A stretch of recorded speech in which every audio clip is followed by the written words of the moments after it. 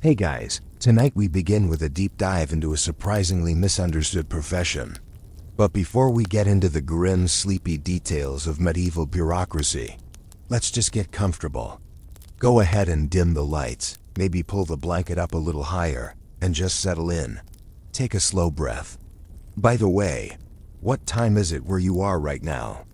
I always wonder when people actually listen to these late-night ramblings. Drop the time in the comments below. And while you're at it, comment with a genuine word you just really like. A word that feels nice to say, like petrichor or lullaby. Something that brings you a bit of peace. And if you enjoy this kind of historical deep dive, go ahead and leave a like. It really helps out. Now close your eyes and let's travel back a few centuries. When you think of a medieval executioner, your mind probably jumps to a giant, muscle-bound man wearing a black hood, standing silently with a massive axe. It is a very cinematic image. It is also entirely wrong. Most executioners did not wear hoods. For one thing, hoods obscure your vision, and when your entire job depends on precision and not missing your mark, the last thing you want is a piece of rough linen sliding over your eyes. So their faces were entirely visible. Everyone in town knew exactly who they were. And that, as it turns out, was the absolute worst part of the job. Being an executioner in the Middle Ages, particularly in places like Germany, France, and England, was not a gig you actively sought out. You didn't submit a parchment resume to the local magistrate. Usually you were born into it. It was a hereditary curse. If your father was the town executioner, congratulations, you were now the town executioner.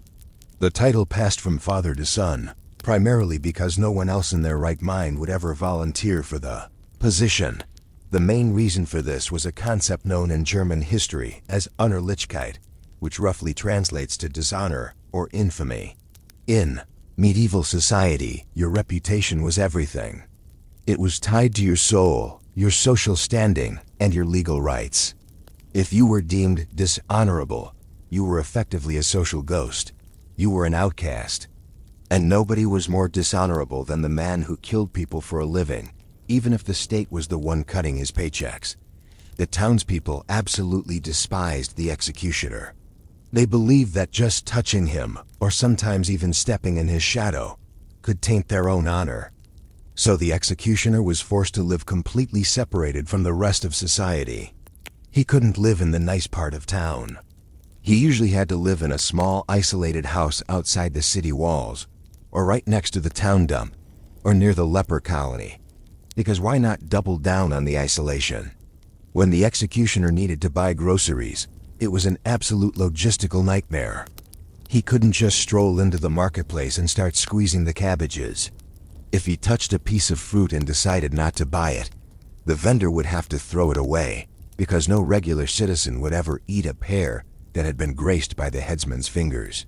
To get around this, executioners were often required to wear very specific, brightly colored clothing, so people could see them coming from a mile away.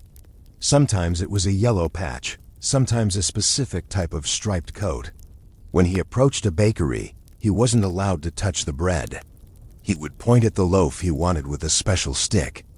The baker would then slide the bread onto the counter, careful not to let their hands brush, and take the coin using a rag or a wooden paddle dot. It is a fascinating sort of hypocrisy, really. The town magistrates, the wealthy elites, and the common folk all demanded that justice be served. They loved a good public spectacle. They wanted criminals punished. But they completely ostracized the guy who actually did the paperwork and the heavy lifting. They needed him, but they couldn't stand to look at him. Let's float over to his social life, or rather, his complete lack thereof. If you are an executioner, who do you hang out with? You can't go to the local tavern. If you walked into a pub, everyone would immediately stand up and leave. If you were thirsty enough to demand a drink, the tavern keeper would pour your ale into a special designated executioner's mug. This mug was usually kept on a dusty back shelf, far away from the respectable mugs. In some towns, they would actually chain the executioner's cup to a table in the darkest corner of the room, just to make absolutely sure no honest person accidentally took a sip from it. And then there was the dating pool. It was practically non-existent. No respectable merchant or artisan would ever dream of letting their daughter marry an executioner. That would ruin the entire family's honor forever. So executioners had to look elsewhere. They ended up marrying into other dishonorable trades. They married the daughters of gravediggers, skinners, and bathhouse attendants. But most commonly, they just married into other executioner families from neighboring towns. This created an incredibly weird, sprawling network of executioner dynasties stretching across Europe. You would have the executioner of Nuremberg marrying his son to the daughter of the executioner of Bamberg. Over the generations, they became an incredibly tight-knit, isolated caste. They had their own gossip, their own family drama, their own inherited techniques. They were essentially their own weird, macabre aristocracy. They were the absolute outcasts of society, yet they were attending each other's weddings and christenings, probably complaining about the rising cost of sharpening stones and how the local magistrates were always late on their payments. Because, and here's the great irony of it all, executioners were actually paid incredibly well. They may have been social pariahs, but they were wealthy pariahs. They received a base salary from the town, which was usually pretty decent. But they also got paid per job. There was literally a menu of prices. Hanging a thief might earn you a few silver coins. Beheading a traitor, which required more skill and a good sword, paid quite a bit more. Burning a witch, a very tedious process that involved gathering an absurd amount of wood, paid a premium. But that wasn't their only source of income. Since they lived outside the city walls and were already associated with death, the town usually threw all the other undesirable jobs their way. They were often tasked with clearing out stray dogs and pigs from the streets. They were in charge of emptying the cesspools, which is exactly as glamorous as it sounds. They were the town's official animal skinners. If a horse died in the middle of the road, the executioner had to drag it away and break it down. But their most lucrative, and perhaps most surprising, side hustle was medicine doc. Yes, the town executioner was often the town's most reliable doctor. Think about it. The academically trained physicians of the Middle Ages were basically guessing.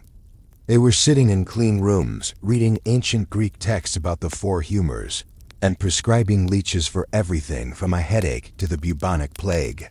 They rarely touched a human body. It was considered beneath them. The executioner, on the other hand, was an absolute expert in human anatomy. He had to be. His job required him to know exactly where the joints were, how much force was needed to break a bone, and how to keep someone alive through a lengthy interrogation. He spent his entire life studying the physical mechanics of the human body. As a result, he knew how to fix it better than almost anyone else. If you fell off your roof and dislocated your shoulder, you didn't go to the fancy university doctor. You went, usually under the cover of darkness so your neighbors wouldn't see you, to the executioner's house by the dump. He would pop your shoulder back into place, bind it with a splint, and charge you a very reasonable fee. They became renowned bone setters. They treated fractures, sprains, and wounds. They brewed salves and ointments from animal fats and herbs. Some of them became so famous for their medical skills that wealthy nobles, the exact same nobles who would refuse to look them in the eye in public, would quietly send for them when their own expensive physicians failed. One of the most famous executioners in history, a man named Franz Schmidt, who lived in Nuremberg in the 16th century, actually kept a diary. It is a wonderfully mundane piece of historical literature. Franz was a meticulous professional. Over his 45-year career, he executed exactly 394 people and tortured, flogged, or disfigured hundreds more. But he wrote about it in his journal with the same dry, detached tone as a modern accountant detailing a spreadsheet. Today, executed a thief. Rained in the afternoon. Bought a new wheelbarrow. What is even more fascinating about Meister Franz is that his journal reveals he treated thousands of medical patients. He healed far more people than he ever killed. He was a quiet, sober, deeply religious man who genuinely hated the stigma of his job. He didn't drink, he didn't gamble, and he spent decades petitioning the Emperor of Germany to restore his family's honor. He just wanted to be a normal citizen. He wanted his sons to be able to study medicine legally, instead of chopping off heads and resetting collarbones in the shadows. And incredibly, at the age of 70, long after he had retired, the Emperor finally granted his request. The Schmidt family was made honorable again. Of course, he was nearly dead by then, but I suppose it's the thought that counts. Since we've established that Franz Schmidt eventually got his dignity back, let's talk about why the actual mechanics of the job were so incredibly stressful. You see, the executioner was essentially a performer, and the audience was the most judgmental crowd you could possibly imagine. A public execution wasn't just about ending a life. It was a religious and legal ritual meant to restore the moral balance of the universe. If you messed up the ritual, the crowd didn't just give you a bad review. They might actually try to kill you. The most prestigious method of execution was beheading by the sword.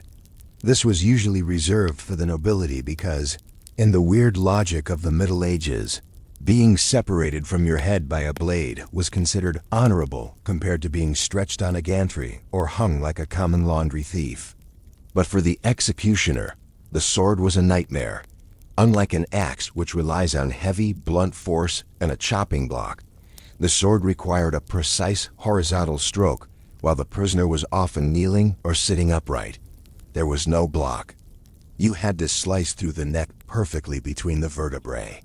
If you hit the shoulder or the jaw, or heaven forbid, you needed 3 or 4 swings to finish the job, the crowd would go absolutely feral. They viewed a botched execution as a sign of divine intervention, or more likely, extreme incompetence that insulted the dignity of the law. There are recorded cases where executioners were stoned to death by the mob right on the scaffold because they were having a bad day at the office. Because of this, executioners were obsessively careful about their tools.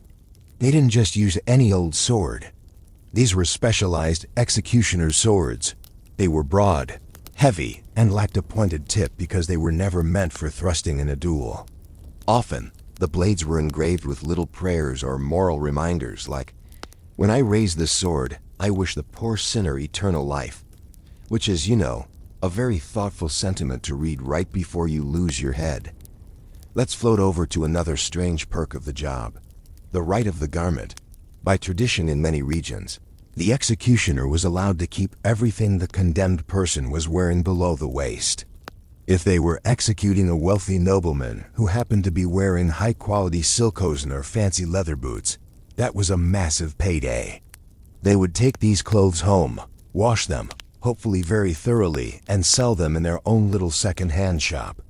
It was another one of those dishonorable businesses that regular people secretly patronized, because, hey, a deal on silk is a deal on silk, but the weirdness didn't stop at used clothing. The executioner was also the unofficial guardian of magical ingredients. In the medieval mind, the body of an executed criminal was pulsing with a sort of dark, latent energy.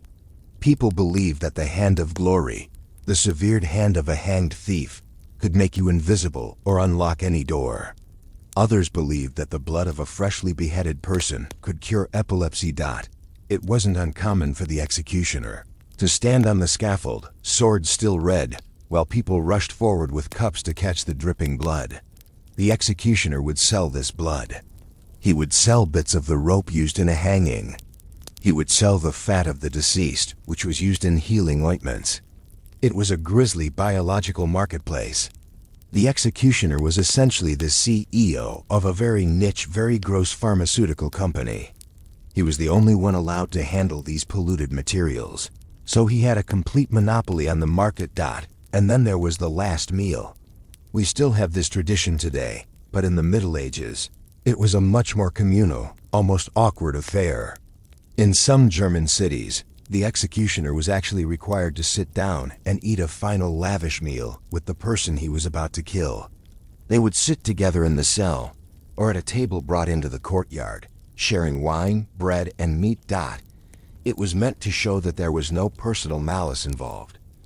The executioner wasn't a murderer. He was just a tool of the state, a living law. They would clink glasses, the executioner would ask for the prisoner's forgiveness, and the prisoner, if they were following the social script, would grant it. It was like the world's most uncomfortable corporate lunch. I'm really sorry about the whole beheading thing tomorrow, Jacques. No worries, Pierre. The wine is excellent. Of course, not every executioner was a sober professional like Franz Schmidt. Some were complete disasters. There was a famous incident in Paris with an executioner named Jean Rousseau. Jean was a bit of a heavy drinker, which is perhaps understandable given the job description. In 1411, he was supposed to execute a high-ranking official.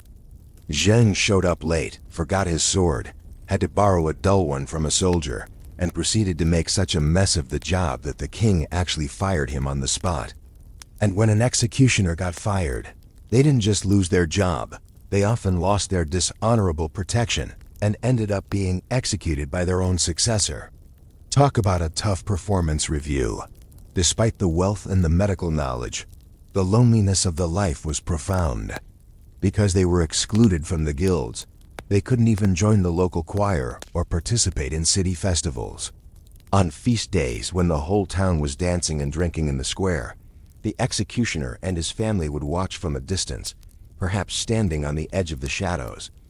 The kids of the executioner had it the worst. They were born into infamy. They couldn't play with the other children. They couldn't go to the standard schools. They were homeschooled in the family trade, learning how to tie knots, how to sharpen steel, and how to identify human anatomy. Imagine being a 10-year-old and your homework is identify the third lumber, vertebra, or practice your knot tying on this sack of flour. It was a childhood of isolation, which explains why these executioner dynasties stayed so tight. They were the only people who understood what it was like to be essential and invisible at the same time. God, it's an ironic contrast, isn't it? The man who held the power of life and death over everyone in the city was the one person who wasn't allowed to live among them. He was a pillar of the legal system, yet he existed outside the law's social protection. He was a healer who lived in a house of death. As we drift further into the night, think about the quiet life of someone like Franz Schmidt. After a long day of work, he would walk back to his house outside the walls, past the trash and the lepers, wash the blood from his hands, and sit down to write in his diary. He wasn't a monster. He was just a man with a very, very strange family business, trying to navigate a world that wanted his services but hated his soul. Let's just keep drifting through that quiet medieval cityscape. You are walking down a narrow, muddy street. The timber-framed houses lean over you, almost touching at the top. And if you look up, past the rooftops, toward the highest hill outside the city walls, you will see it. The town's permanent monument to its own rules. The gallows. We tend to think of the gallows as temporary wooden stages, something thrown together by a few carpenters the night before an execution, and then dismantled before the Sunday market. But in the Middle Ages, the gallows were permanent, massive pieces of civic architecture. They were as much a part of the city's skyline as the cathedral spire or the castle tower. And they were designed to be seen from absolutely everywhere. Take, for example, the gibbet of Montfaucon in Paris. This wasn't just a post with a rope. It was a massive multi-tiered stone structure that looked a bit like a horrifying, hollowed-out parking garage. It had a heavy stone base, and above that, a framework of thick wooden beams supported by stone pillars. It was large enough to hold up to 50 bodies at a time. It stood on a hill, looming over the road leading into Paris, serving as a very stark, very literal billboard for the king's justice. The message was simple: "Welcome to Paris, please behave, or you will end up in the giant stone wind chime on the hill." Because these structures were permanent, they required constant maintenance. And guess whose job that was? The executioner, of course. Being an executioner wasn't just about the dramatic swing of a sword or the pulling of a lever. A huge portion of the job was basically just very grim property management. The executioner had to inspect the gallows regularly. Wood rots when left out in the rain. Iron chains rust. Ropes snap. The executioner had to lug heavy timber up the hill to reinforce the beams. He had to replace the trapdoors and oil the hinges. He was essentially a macabre janitor. And then there was the weather. If a severe storm blew through the region, the local magistrate would send the executioner out the next morning to make sure the town's prized symbol of justice hadn't blown over. Imagine trudging up a muddy hill in the freezing rain to check if a wooden beam is structurally sound, all while the townspeople watch you from their warm, dry windows, refusing to offer you a cup of hot cider because you might magically taint their mugs. It is a very bleak, very lonely form of municipal employment. This physical isolation was actually built into the city's architecture. Medieval cities were obsessed with walls and gates. The gates controlled who came in, what goods were taxed, and who was kept out. But the executioner presented a unique problem. He lived outside the walls, but he worked inside them, either at the prison, the town square, or the council chambers. But the townspeople couldn't possibly handle the psychological stress of the executioner, using the main gate like a normal commuter dot. So, many cities built a special, tiny door in the city wall just for him. It was often called the hangman's gate or the dead man's gate.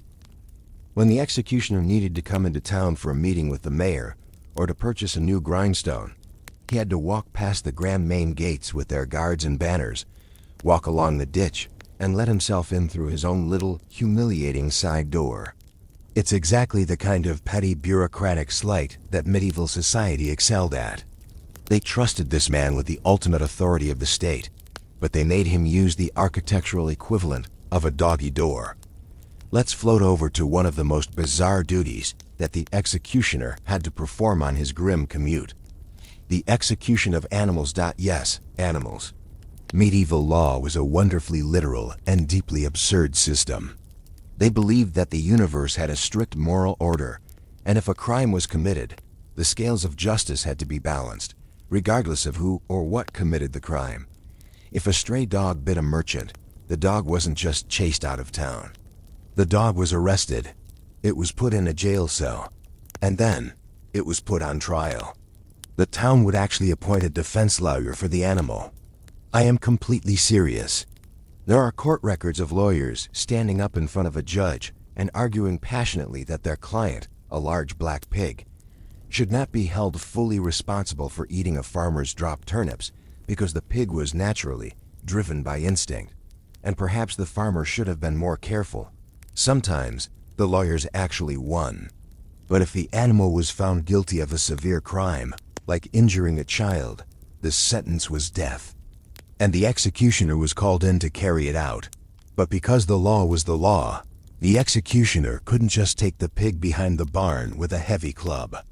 He had to perform a formal, public execution. He had to build a smaller set of gallows. And in some truly spectacular displays of overcomplication, the executioner was sometimes required to dress the animal in human clothes before hanging it. Imagine the sheer logistical nightmare of this. You are a highly skilled, highly paid professional who has spent years mastering human anatomy and the precise swing of a heavy broadsword.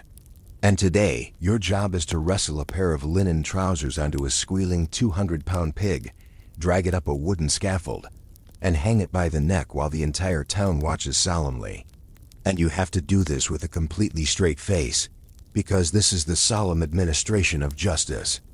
If you laugh, or if you complain that this is the stupidest thing you have ever done, you are insulting the court.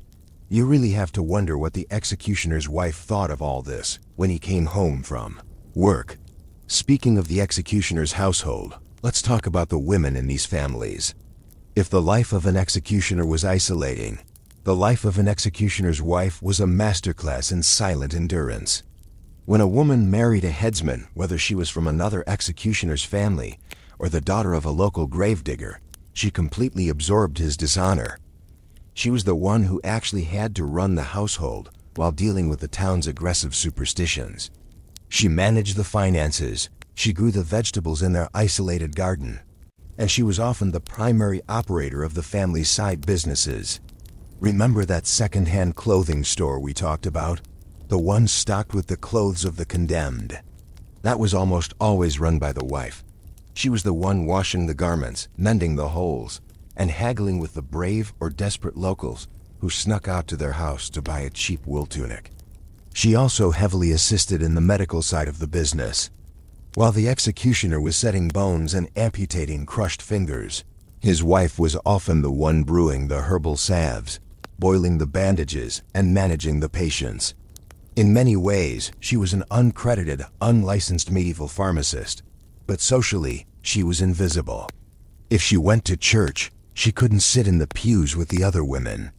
The church would usually designate a specific, uncomfortable bench at the very back, sometimes behind a pillar, exclusively for the executioner's family. When it was time for communion, the priest would come to them last, sometimes wiping the chalice extra carefully, or using a separate cup entirely. And if she had daughters, the anxiety of their future must have been crushing. A son could at least take over the family business and earn a steady, if stained, living. But a daughter? Her only real option was to be married off to another executioner in another town.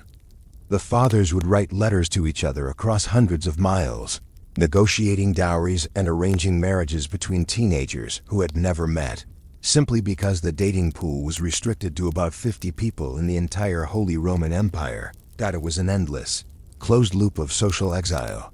Yet despite the gloom, there was a strange sort of domesticity to it. They swept their floors, they cooked their dinners, they worried about the price of firewood. The town executioner might spend his morning breaking a thief on the wheel, but by evening, he was sitting by the hearth, complaining to his wife that his lower back was acting up and asking if she could rub some of that rendered badger fat on his shoulders. It's this mundane reality that history usually glosses over. We focus on the sharp edge of the axe, but we forget the man who had to sharpen it, and the woman who had to sweep up the metal shavings from the floor afterward. As the years ticked by, the executioner aged just like anyone else.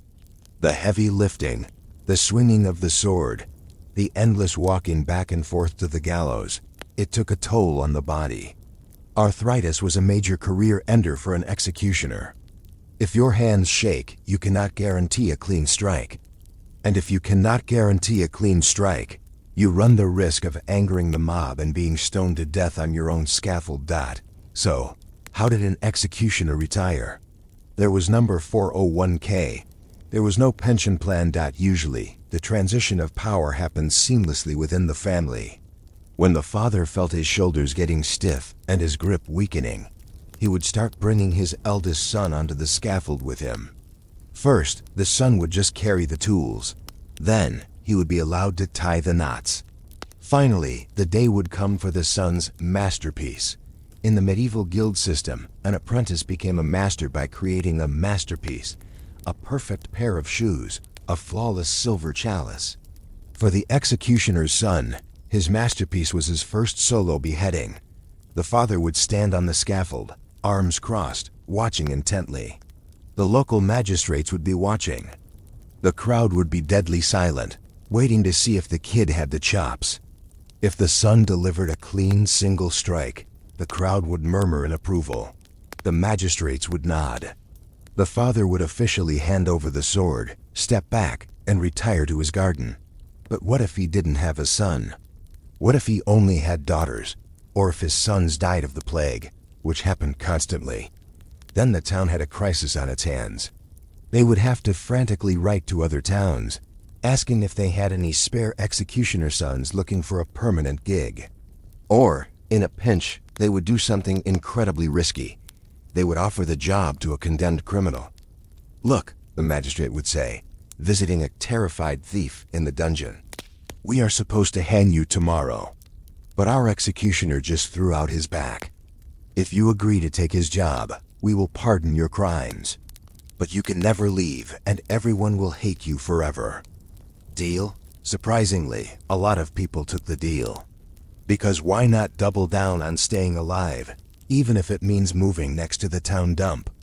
Just imagine the sheer panic of that first day on the job for the pardoned thief. He has no training. He doesn't know human anatomy. He's never held an executioner's sword. He just walks up the steps of the scaffold, looks at the crowd, looks at the very heavy piece of metal in his hands, and hopes for the best. It's a miracle anyone got out of the Middle Ages, with their head on straight. Take a deep breath. Let the heavy wooden beams of the gallows fade away into the fog. The rain is stopping. The town is quiet again. The pig is presumably resting in peace. So the pardoned thief takes the sword, the crowd holds its breath, and life in the medieval town goes on. But let's step away from the gallows for a moment and look at the quiet corners of the executioner's mind. How did they actually sleep at night? You have to imagine that the psychological toll of the job was staggering. The people of the Middle Ages were deeply religious and profoundly superstitious.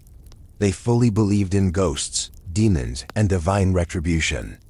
And here was a man whose entire career consisted of violently ending lives. To cope with this, executioners developed an incredibly complex set of personal superstitions and rituals. They believed that the moment a soul was violently detached from a body, it was confused and angry. If the executioner wasn't careful, that soul might just attach itself to him and hitch a ride home. This is why the ritual of forgiveness was so utterly vital. When the executioner knelt before the condemned on the scaffold and begged for pardon, he wasn't just being polite. He was asking for a spiritual shield. If the prisoner explicitly forgave him, the legal and moral responsibility for the death shifted away from the executioner and onto the magistrates who passed the sentence. The executioner was verbally confirming, in front of God and the crowd, that he was merely a tool no different than the sword itself. You wouldn't haunt a sword, would you? Of course not. But just in case the ghost was feeling particularly stubborn, executioners often had a very specific post-work routine. They wouldn't just wash their hands. They would wash them in a specific direction, letting the water run off the fingertips to carry away the bad luck. They would refuse to look back at the scaffold as they walked home. And in some regions, they would immediately go home and eat a heavily salted piece of bread, because salt was considered a purifying agent that warded off the restless dead. It's a sad, quiet little image. A large man in a brightly colored coat, sitting alone at his kitchen table in the dark, chewing on a piece of salty crust, just hoping he doesn't have nightmares. As the centuries ticked by, the Middle Ages faded into the Renaissance, and the Renaissance drifted into the Enlightenment. You would think that as society became more rational and scientifically minded, the stigma against the executioner would vanish. But it didn't. In fact, in some ways, it became even more bizarrely entrenched. The executioner dynasties we talked about earlier didn't die out. They just put on fancier clothes. Let's float over to 18th century France, to the absolute pinnacle of executioner royalty, the Sanson family. The Sansons were the undisputed rock stars of the macabre. They held the post of Monsieur de Paris, the high executioner of the capital, for 6 generations, spanning nearly 200 years. By the time Charles Henry Sanson inherited the title in 1778, the role had evolved from a dirty medieval outcast into something resembling a deeply depressed aristocrat. Charles Henry didn't wear a rough tunic or a hood. He wore a tailored green coat, a silk vest, immaculate white breeches, and a powdered wig. He carried himself with the grace of a duke. If you passed him on the street, you would assume he was a wealthy banker or a minor count. But his resume was still just professional head remover. Charles Henry is a fascinating, tragic figure. He absolutely hated his job. He was a sensitive, highly educated man who loved botany and played the violin beautifully. He actually tried to quit several times, but he couldn't. The Sanson family was notoriously bad at managing their immense wealth, and Charles Henry had a mountain of debt from his father. The only way to pay off his creditors was to keep the lucrative family monopoly on state-sanctioned death. He was literally trapped by his own inheritance. Despite his elegant appearance, the old medieval superstitions still clung to him. The polite society of Paris would not invite him to their salons. But, in a hilarious display of elite hypocrisy, they would sneak over to his house in the evenings. Because Charles Henry, like all good executioners, was a brilliant doctor. He ran a very successful, highly discreet medical clinic out of his home. Dukes, counts, and wealthy merchants would arrive in unmarked carriages, muffled in dark cloaks, to have Monsieur de Paris cure their embarrassing ailments or set their broken collarbones. Sometimes, after a medical consultation, Charles Henry would invite his wealthy patients into his parlor, and they would sit around listening to him play sonatas on the violin. It is the most absurd, perfectly French contradiction. They wouldn't shake his hand in public, but they would happily let him give them a physical exam and critique his bowing technique over a glass of sherry. But Charles Henry's quiet, weirdly cultured life was about to be completely derailed by the single most exhausting event in the history of his profession, the French Revolution. When the revolution kicked off, the new government decided that the old medieval methods of execution, where nobles got a clean sword strike and commoners got a slow, ugly hanging, were undemocratic. They wanted a machine that would deliver a perfectly equal, perfectly humane death to everyone, regardless of their social class. Because nothing says liberty, equality, fraternity like standardizing the decapitation process. A doctor named Joseph Ignace Guillotin proposed the idea, but it was actually Charles Henry Sanson who helped design the machine. The government consulted him, basically asking, "Hey, as the guy who does this every day, what do you think?" And Charles Henry, who was getting older and suffering from severe joint pain, was completely on board. He submitted a very polite, very tired memo to the government, pointing out that beheading people with a sword was exhausting.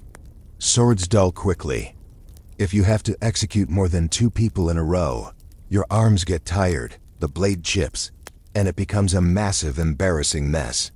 He practically begged them for a mechanical solution. So, the guillotine was built. And it completely changed the nature of the executioner's job forever. The guillotine removed the art from the profession. For centuries, an executioner was defined by his physical skill, his aim, his strength, his knowledge of anatomy. He was a craftsman.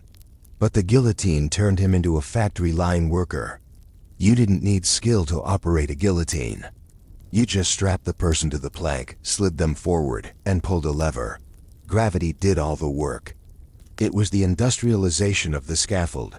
During the Reign of Terror, the workload became genuinely absurd. Charles Henry and his assistants were executing dozens of people a day. It was no longer a solemn religious ritual. It was a bureaucratic meat grinder. The Sansons were essentially working a gruesome 9-to-5 desk job, stamping out lives like clerks stamping passports. The magic was gone. The dark mystique of the executioner was replaced by the cold, boring efficiency of a machine. And then came the ultimate crushing irony of Charles Henry Sanson's career. On January 21, 1793, he was ordered to execute King Louis XVI. Just imagine the sheer, monumental awkwardness of this moment. Charles Henry was a royalist. He liked the king. The king was the one who legally granted him his title and his monopoly. Years earlier, the king had even casually suggested a minor design improvement to the guillotine's blade, recommending a diagonal angle instead of a crescent shape, a suggestion that Charles Henry implemented. And now, here was Charles Henry, tying the hands of his former boss and placing his neck under the very blade the king had helped design. It is the kind of historical poetry that is almost too heavy-handed to be believable. Charles Henry survived the revolution, though his nerves were completely shot. He eventually passed the lever to his son, Henry, who passed it to his son, Clement. But the era of the great executioner dynasties was winding down. As the 19th century rolled into the 20th, society began to change its mind about public punishment. The massive stone gallows were torn down. The scaffolds were dismantled. Executions were moved away from the town squares and hidden behind the high, thick walls of prisons. The public was no longer invited. And without the public, the executioner lost his role as a dark, theatrical figure. He no longer needed a bright coat to warn people away. He didn't need to live next to the town dump. The law no longer deemed him dishonorable. He just became a civil servant. A guy in a gray wool suit who showed up at the prison at 5 a.m., did his grim paperwork, pulled a lever, or pressed a button, and then went home to his quiet apartment in the suburbs. The magical side hustles completely collapsed. Nobody wanted to buy the fat of a condemned man anymore, because the new, university-trained doctors had actually figured out how medicine worked. And it turns out, rubbing criminal grease on a sprained ankle doesn't actually do anything. The executioner's monopoly on second-hand clothes vanished. The blood-catching cups were put away. Slowly, quietly, the executioner families finally got what Franz Schmidt had spent his entire life begging the emperor for. They got to be normal. With the stigma officially lifted by modern law, the sons and daughters of these ancient dynasties didn't have to marry each other anymore. They could marry bakers and teachers and bank clerks. Many of them legally changed their last names to drop the historical baggage. The name Schmidt or Sanson might have meant death in the 1600s, but by 1900 it was just a name in a phone book. The descendants of the men who broke thieves on the wheel and sold magical rope became accountants, dentists, and middle managers. They disappeared into the middle class, effectively erasing themselves from history. It is a remarkably peaceful end to a remarkably violent profession. They didn't go out with a dramatic swing of a broadsword. They just slowly faded into the bureaucracy of the modern world, trading the bloody scaffold for a stack of pension forms. And so, the reign of the medieval executioner comes to a close. The giant stone gibbets have long since crumbled into dust, their foundations covered by modern roads and apartment buildings. The executioner's swords, with their little engraved prayers, are locked away behind glass in quiet, climate-controlled museums. The ghosts that the headsman worried about so deeply have presumably finally gone to sleep. It is a good time for us to do the same. Just let the imagery of those old, muddy streets fade away completely. Let the timeline blur. The history is written. The heavy lifting is done, and there are no more records to file tonight. You can stop worrying about the town magistrates, the ruined honor, and the rusty hinges on the town gate. None of it matters anymore. Dim the lights the rest of the way. Pull that blanket right up to your chin. Take one last slow, deep breath and let it out. The past is safely locked away in the dark, where it belongs. I'll be here next time, waiting to dig up another strange little corner of the world. But for now, just let your mind drift. Good night, guys. Sleep well. Now we're going to wander away from the glittering palaces and the spoiled monarchs we usually talk about. We are going to look at the ground. Specifically, the wooden floorboards of the town square, right after the most popular event of the medieval calendar has wrapped up. Public executions were, for lack of a better term, the blockbuster movies of their day. People brought snacks. They brought their kids. They cheered, they booed, they threw things. It was a massive, loud, chaotic spectacle. But like every massive outdoor festival, eventually, the show ends. The sun starts to set. The crowds stumble home to eat their weird medieval turnip stews, and someone is left standing there with a mop. Because when you decapitate a minor lord or hang a local thief, physics happens. It is messy, it is sticky. And the magistrates, with their fancy velvet robes and their gold chains, certainly weren't going to stick around to clean it up. So who did? Usually we think of the executioner as this hulking, anonymous figure in a black hood, swinging an axe and then vanishing into the mist. But in reality, he was basically just a highly specialized municipal employee. And like any contractor, his job included site cleanup. Now, the master executioner himself wasn't usually on his hands and knees scrubbing the wood. He was the boss. He had apprentices, usually called assistants or knecht. These were young men who lived in his house, ate his food, and learned the trade. And learning the trade meant starting at the very bottom. So while the master was off having a stiff drink, his assistants were left on the scaffold with buckets of water, rough brushes, and a frankly ridiculous amount of sawdust. You see, blood on raw wood is a nightmare to get out. And they had to get it out. Because if they left it, the wood would rot, the smell would attract every feral dog in a 5-mile radius, and the town council would fine them for not maintaining city property. Because of course they would. Nothing says medieval bureaucracy like finding the guy who kills people for a living because he didn't sweep properly. But cleaning up wasn't just a physical chore. It was a deeply social problem. Let's float over to early modern Germany for a second, where they had a concept called unerliche Leute, which translates roughly to dishonorable people. In this era, honor wasn't just about being a good person. It was an actual, tangible, legal status. If you were honorable, you could join a guild, you could sit anywhere in church, you could drink at the local tavern. If you were dishonorable, you couldn't. And nobody was more dishonorable than the executioner and his household. They were socially radioactive. Touching them, or even touching the things they touched, could legally strip you of your own honor. So when the executioner's assistants were up on the scaffold, scrubbing away, none of the local peasants could help them. Even if a cart broke down while they were hauling the, let's just call it the leftovers, out of the town square, a normal carpenter would refuse to fix it. Because if the carpenter touched the death cart, he became polluted.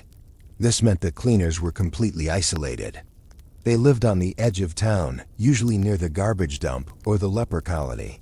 Because why not double down on the social exclusion? And this isolation led to some fascinating, if deeply depressing, dynastic weirdness. Because they couldn't socialize with normal people, executioners and their assistants could only marry into other executioner families. You ended up with these sprawling, incredibly specific family trees of people who basically just chopped off heads and cleaned up the mess. The Sanson family in France, for example, handled the business for over 200 years. You would have generations of cousins marrying each other, moving from town to town, entirely cut off from society. They were like a very sad, very dark version of European royalty. They had all the inbreeding, just none of the castles. But let's get back to the scaffold. The crowd is gone, the sun is down, and the assistants are spreading sawdust. You might think their only goal was to sweep it all into the river and forget about it. But no, waste not, want not. In the medieval and early modern mind, the bodies of the executed were practically walking pharmacies. The blood, in particular, was highly sought after. People believed that if a person died a violent, sudden death, their life force was trapped in their blood. So if you drank it, you would absorb that vitality. It was considered a premier cure for epilepsy. So the assistants were cleaning. They were also running a very weird, very morbid side hustle. Before the blood could dry, they would literally sell it by the cupful to sickly locals who had hung around after the crowd dispersed. The executioner's apprentices would act as these grim baristas, serving up warm, frankly unsanitary remedies to pale peasants who were desperate for a cure. It wasn't a dark Gothic ritual, it was a transaction. 3 copper coins for a mug. Please step aside so I can finish sweeping this spleen into the gutter. Once the wood was reasonably clean, they had to deal with the main problem. The body. If the person was just a common thief, they usually weren't buried in a churchyard. That was for honorable people. Instead, the assistants would load the remains onto a specialized rickety cart and haul them outside the city walls to the gallows field. The gallows field was exactly what it sounds like. It was a desolate patch of land where the city left the bodies of the condemned to rot as a warning to travelers. The cleaners would have to hoist the remains up into iron cages or chain them to posts. This was heavy, exhausting work. And they had to do it while actively fighting off crows, wolves, and stray dogs who viewed the gallows field as a free, open-air buffet. It's hard to imagine the sheer grinding boredom of it. We think of executions as these peak moments of drama. But for the people who worked the industry, it was just Tuesday. You wake up, you sharpen the tools, you wait for the boss to do the dramatic part, and then you spend 6 hours scrubbing pine planks and lugging dead weight through the mud. And they didn't even get good clothes for it. The executioner might have a nice velvet jacket provided by the city to look official, but the cleanup crew wore rough spun wool, stained permanently brown. They probably smelled like wet copper and cheap alcohol. Let's pause and think about the emotional toll here. These assistants were often just teenagers.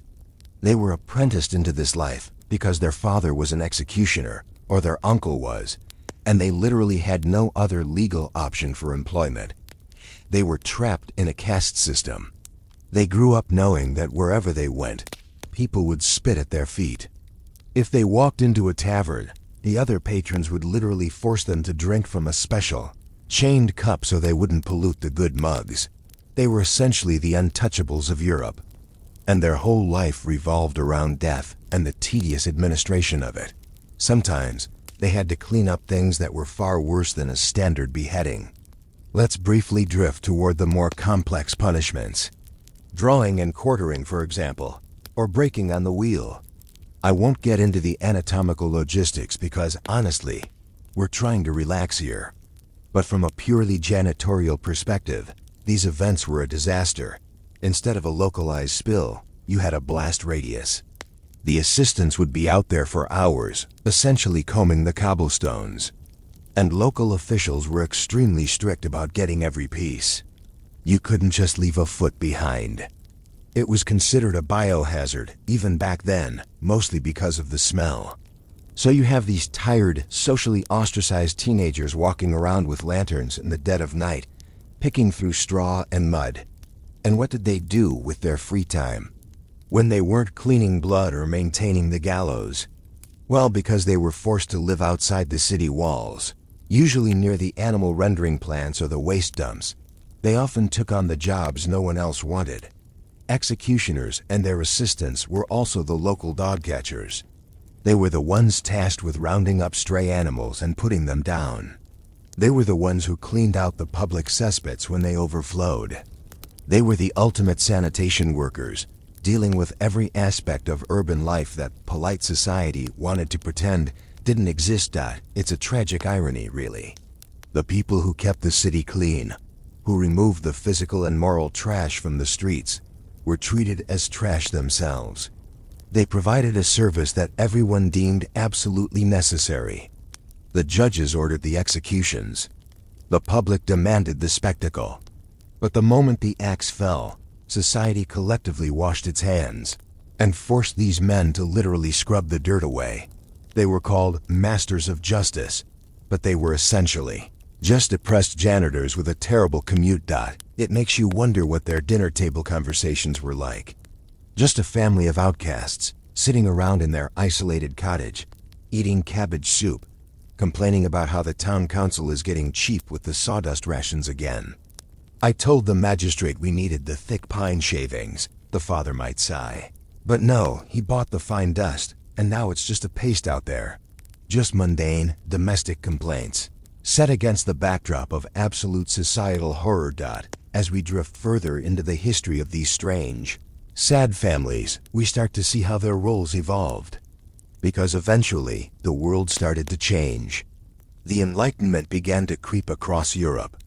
People started wearing powdered wigs, reading philosophy, and deciding that maybe, just maybe, publicly tearing people apart in the town square was a little bit tacky. But that didn't mean the execution stopped. It just meant they got more bureaucratic, and the cleanup. Well, the cleanup just moved behind closed doors. Let's just keep drifting forward in time. We are leaving behind the mud and the rough-hewn pine scaffolds of the Middle Ages. We're going to smooth things out. We're entering the 18th century, specifically in France. The Enlightenment. A time of reason, science, powdered wigs, and men sitting in elegant salons deciding that manually chopping someone's head off with an axe was simply too much elbow grease. Society was trying to scrub itself clean. They wanted everything to be rational and tidy, and that included their executions. But the basic rule of our story remains the same. No matter how much philosophy you quote, physics still happens. And someone still has to bring a mop to really understand the bizarre paradox of this era. We have to talk about the Sanson family. I mentioned them briefly before, but they deserve a much closer look. The Sansons were the absolute peak of the executioner dynasty. They were the undisputed royalty of the French underworld, holding the title of Monsieur de Paris, the High Executioner, for 6 generations.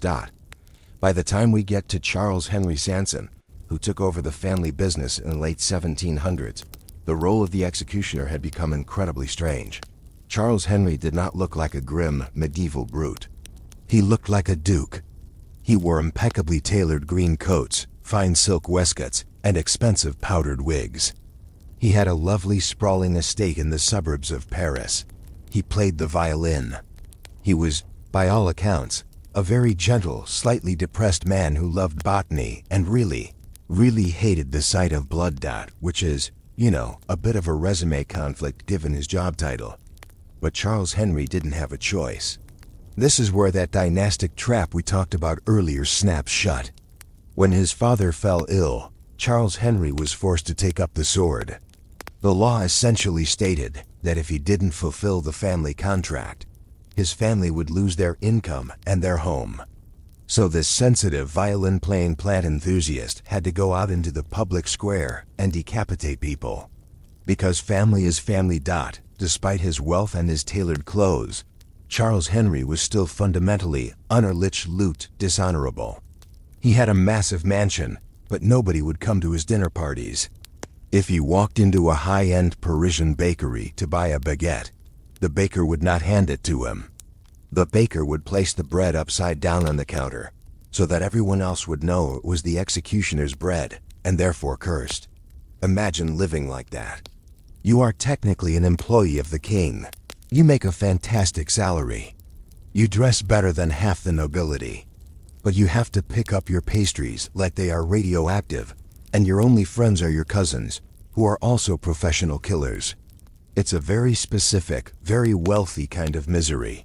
When Charles Henry needed a wife, he couldn't just court a local merchant's daughter. He had to go looking through the incredibly limited catalog of other executioner families. He ended up marrying Marie-Anne Jugier, who was, you guessed it, the daughter of another executioner. Their entire social circle consisted of people who spent their weekdays discussing rope tension and the best ways to get rust off a broadsword. It must have made for the most depressing parlor games in all of France. But the real crisis of Charles Henry's career, and the ultimate nightmare for his cleanup crew, arrived in the form of a machine. In 1789, the French Revolution kicked off. The newly formed National Assembly wanted to equalize everything, including death. A doctor named Joseph Ignace Guillotin stood up and proposed a mechanical device that would behead everyone, noble or peasant, with mathematical precision. Dr. Guillotin famously promised the assembly, "With my machine, I will strike off your head in the twinkling of an eye, and you will feel not the slightest pain."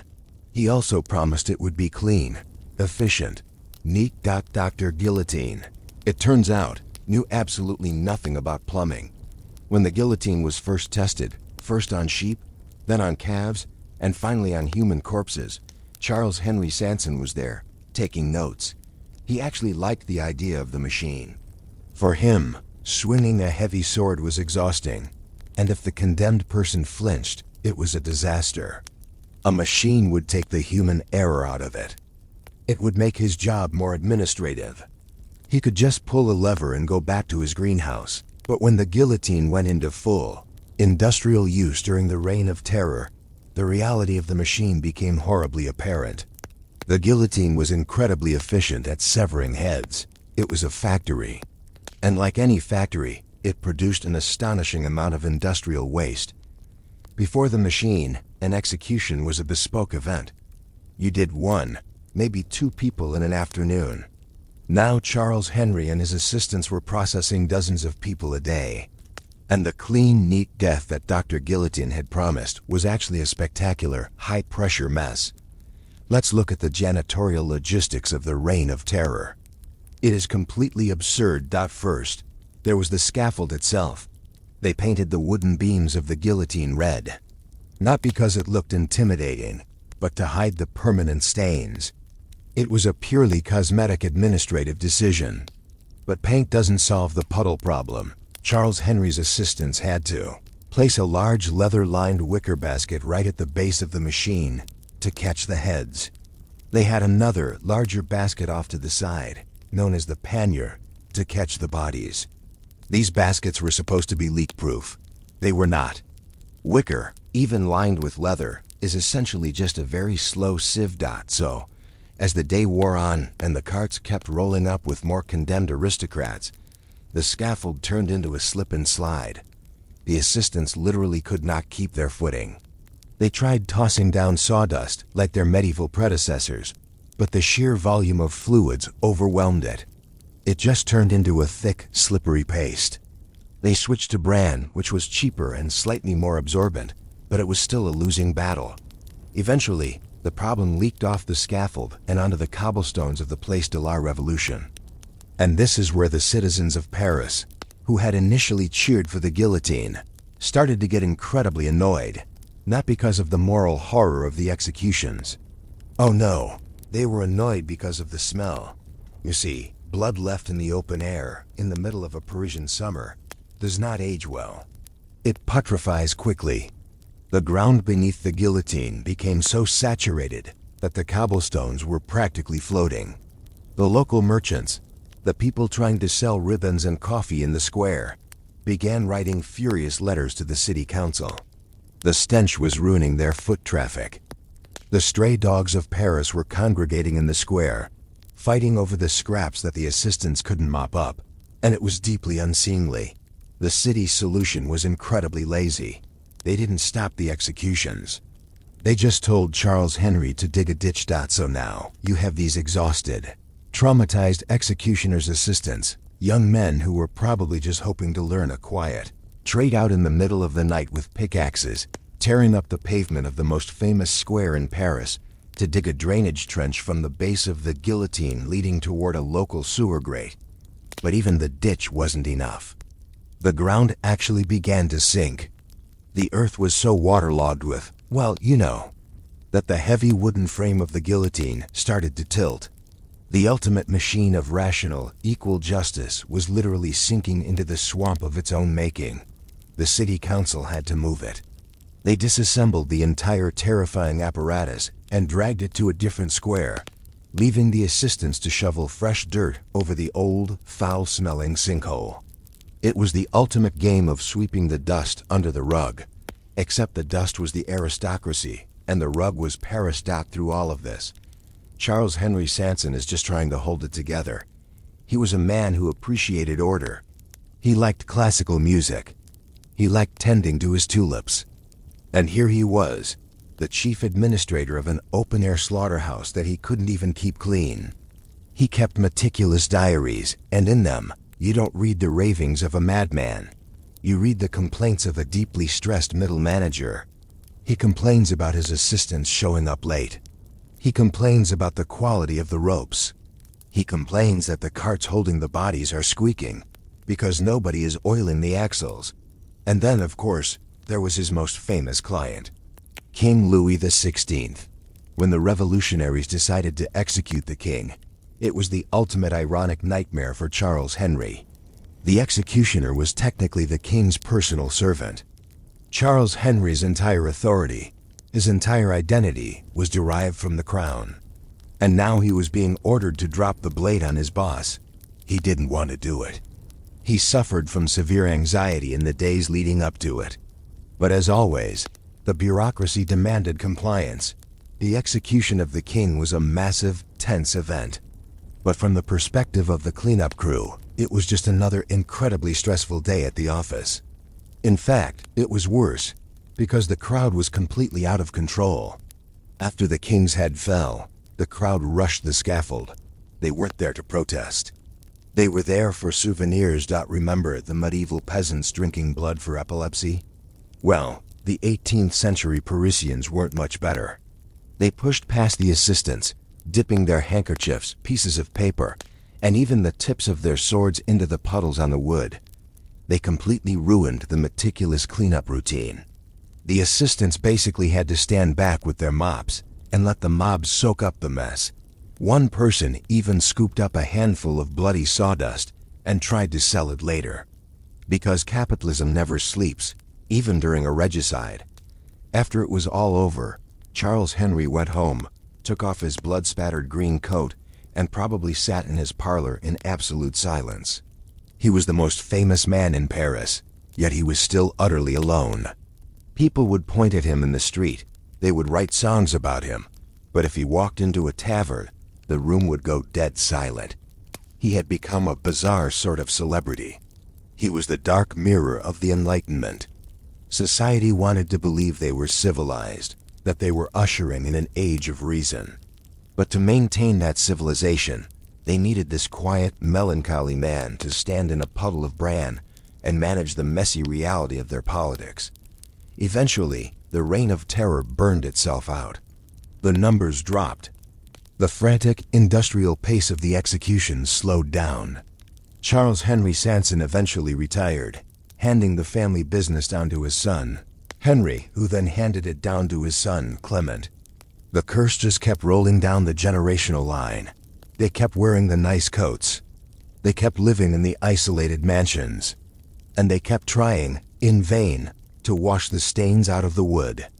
It was an impossible job, trapped in an impossible life, surrounded by a society that paid them entirely in gold and contempt. Let's leave the Sansons there, resting in their quiet, lonely parlor, surrounded by their violins and their ledgers.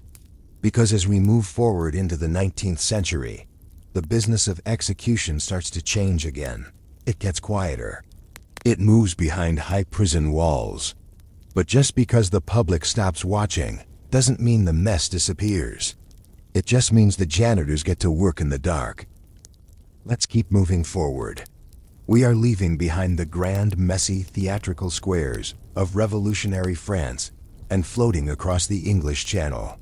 We are entering the 19th century, right into the heart of the Victorian era.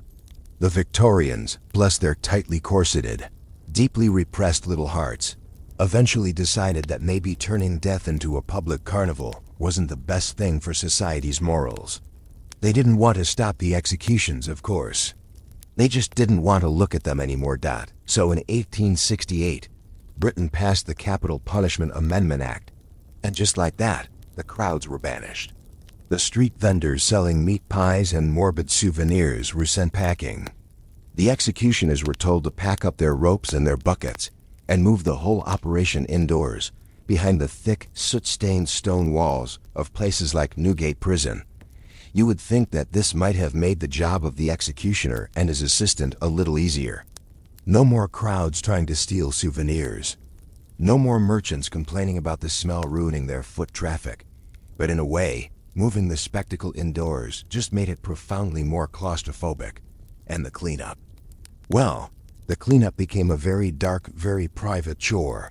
When you move an execution indoors, you don't use a sword, and you don't use a guillotine. The British preferred the rope. It was traditional, it was cheap, and most importantly, it didn't leave a puddle. At least not usually.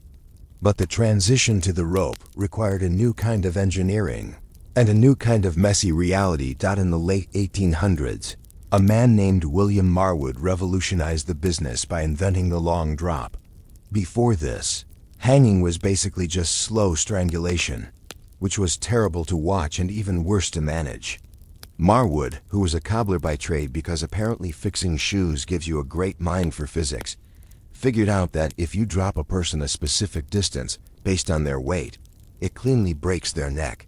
It was instant. It was, in theory, highly sanitary. But let's think about the architecture of the long drop for a second. To drop someone 8 feet, you need an 8-foot hole. So inside these Victorian prisons, they built dedicated execution suites. There was a clean, brightly lit room on top with a wooden trapdoor. And beneath that trapdoor was the pit. The pit was a windowless, brick-lined basement. It was damp. It was completely silent. And this is where the modern executioner's assistant earned his rather meager paycheck. The process was incredibly regimented. The executioner, wearing a smart suit and a tie, would pull the lever. The trapdoor would bang open, the rope would snap taut, and the official part of the job was over in about 3 seconds. The prison governor, the chaplain, and the doctor would peer down into the hole, nod to each other, sign a few papers, and leave to go have a cup of tea. And then, the executioner and his assistant had to go down the stairs. Imagine that transition. You go from the brightly lit room, full of officials and formal prayers, down a narrow flight of stone steps into a freezing subterranean brick cube. The body would be hanging there in the gloom. They had to leave it for an hour, per government regulations, just to be absolutely certain. So the assistants would usually just go sit in an adjacent room, smoking cigarettes and waiting for the clock to tick down, listening to the drip of condensation on the stone walls. When the hour was up, the real work began. There was no more sawdust, but it was still heavy, physical, depressing labor. They had to haul a wooden ladder down into the pit. The assistant would climb up, support the dead weight of the body, which is incredibly difficult, by the way, while the master executioner loosened the knot. Then they had to lower the deceased down onto a wooden table, take off the hood, take off the leather straps, and wash the body. Yes, the executioners were also the morticians. It was written into their contract. They had to undress the person, sponge them down, and prepare them for the coroner's inquest. This was a far cry from the teenage apprentices in medieval Germany, desperately sweeping blood into the gutters. This was quiet, bureaucratic, almost domestic work. Just two men in a brick basement with a bucket of warm water, a sponge, and a towel doing the laundry of the state. It lacked the sheer horror of the guillotine, but it replaced it with a crushing, sterile melancholy. And the strangest part about all of this was the men who were doing it. Remember the Sanson family? The French executioners who were completely isolated from society, forced to marry their own cousins and buy their bread upside down. The British took a completely different approach by the 20th century. The men doing this job weren't social outcasts living in the woods. They were part-timers. They were completely integrated into society. They just had a very, very unusual side hustle. The most famous of these were the Pierrepoints. Henry, his brother Thomas, and eventually Henry's son, Albert Pierrepoint. Between them, they executed hundreds of people over the first half of the 20th century. And what did Albert Pierrepoint do when he wasn't taking the train to Wandsworth Prison to pull a lever and wash a body? He was a pub landlord. He ran a pub in Lancashire, and later another one near Oldham. And I want you to just sit with the profound, aggressive irony of that for a moment. The man whose literal job was to quietly extinguish human life for the British government spent his evenings pulling pints of bitter, wiping down sticky mahogany bar tops, and laughing with the locals. His pub was called Help the Poor Struggler. You cannot make that up. The irony is so thick you could cut it with a trowel. Albert was beloved by his patrons. They all knew what his other job was, of course. It was an open secret. But nobody treated him like a medieval untouchable. They just treated him like Albert. He would close up the pub on a Tuesday night, pack a small leather overnight bag with his special straps and his tape measure, take the train to London, perform an execution on Wednesday morning, wash the body, sign the home office ledger, take the train back, and be pouring pints of ale by Wednesday evening. The contrast is almost dizzying. He went from the warmest, most socially vibrant environment possible, a mid-century British pub, to the coldest, most isolated environment on earth, the pit beneath the gallows. He was the ultimate master of compartmentalization. He claimed in his autobiography that he never lost a wink of sleep over his work. He treated it with supreme detachment, but even Albert couldn't escape the mundane annoyances of the job. He still had to deal with the bureaucracy. If he needed a new rope, he had to fill out a requisition form in triplicate. If the pit was too damp and the ropes were shrinking, he had to write a polite letter to the prison governor asking for a dehumidifier. The whole grand, terrifying machinery of state justice had been reduced to the equivalent of asking the office manager for more printer toner. As we drift across the Atlantic to America, the attempt to sanitize the ultimate punishment got even weirder, and somehow much more technical. At the turn of the 20th century, the Americans decided that hanging was too antiquated. They wanted something modern, something that sounded like the future. So they invented the electric chair. The idea was to make it clean, invisible. Just a flip of a switch, a surge of power, and it's over. No blood, no trapdoors, no physical trauma. Just pure, clean energy doing the work of the law. But as we have established throughout this entire monologue, physics always gets the last word. The electric chair did not eliminate the mess. It just changed the nature of it. When you run 2,000 volts through a human body, things happen. Things heat up. To prevent the person from literally catching fire, the executioners had to soak large sea sponges in a highly conductive saline solution and place them between the electrodes and the skin dot. So, before the execution, you had guards who had effectively become the new executioner's assistants standing around in the death house, mixing up buckets of salt water and dunking giant sponges like they were getting ready to wash a really depressing car. And after the switch was flipped, and the room filled with the unmistakable sweet and sour smell of ozone and burnt hair, someone still had to unbuckle the heavy leather straps. The straps would be scorching hot. The sponges would be dried out and singed. The body would be stiff and blistering. And the guards, usually just regular guys who signed up to watch the cell blocks and make sure nobody stole extra Jell-O from the cafeteria, had to wipe down the wooden chair with industrial disinfectant. They traded the sawdust of the medieval town square for the bleach of the modern penitentiary. The underlying reality never changed. Only the smell did. Eventually, the Americans moved to the gas chamber, which involved guards in full hazmat suits scrubbing down the steel chair with ammonia to neutralize the cyanide residue. Then they moved to lethal injection, which looks exactly like a hospital room. It is the ultimate evolution of the illusion. The room is white, the sheets are clean, the needles are sterile. When a lethal injection is over, there's virtually no cleanup at all. Maybe a stray cotton swab, maybe a crumpled alcohol wipe. The state finally achieved its goal. They finally figured out how to kill people without leaving a stain on the floorboards. But it took them nearly 1,000 years to do it. From the isolated, miserable teenage apprentices scrubbing the splintered pine of a German scaffold, to the wealthy, depressed Sanson family watching their guillotine sink into a Parisian mud puddle, down to Albert Pierrepoint untying knots in a damp brick basement before heading back to the pub. It is a long, strange lineage of people whose only real job was to make sure the rest of society didn't have to look at the consequences of its own laws. History loves to write down the dramatic final words of the condemned. We memorize the speeches. We paint the dramatic portraits of the moment the axe is raised. We debate the morality of the judges. But history very rarely spares a thought for the guy standing off to the side, leaning on a mop, just waiting for the rich people to leave so he can finally get to work and go home.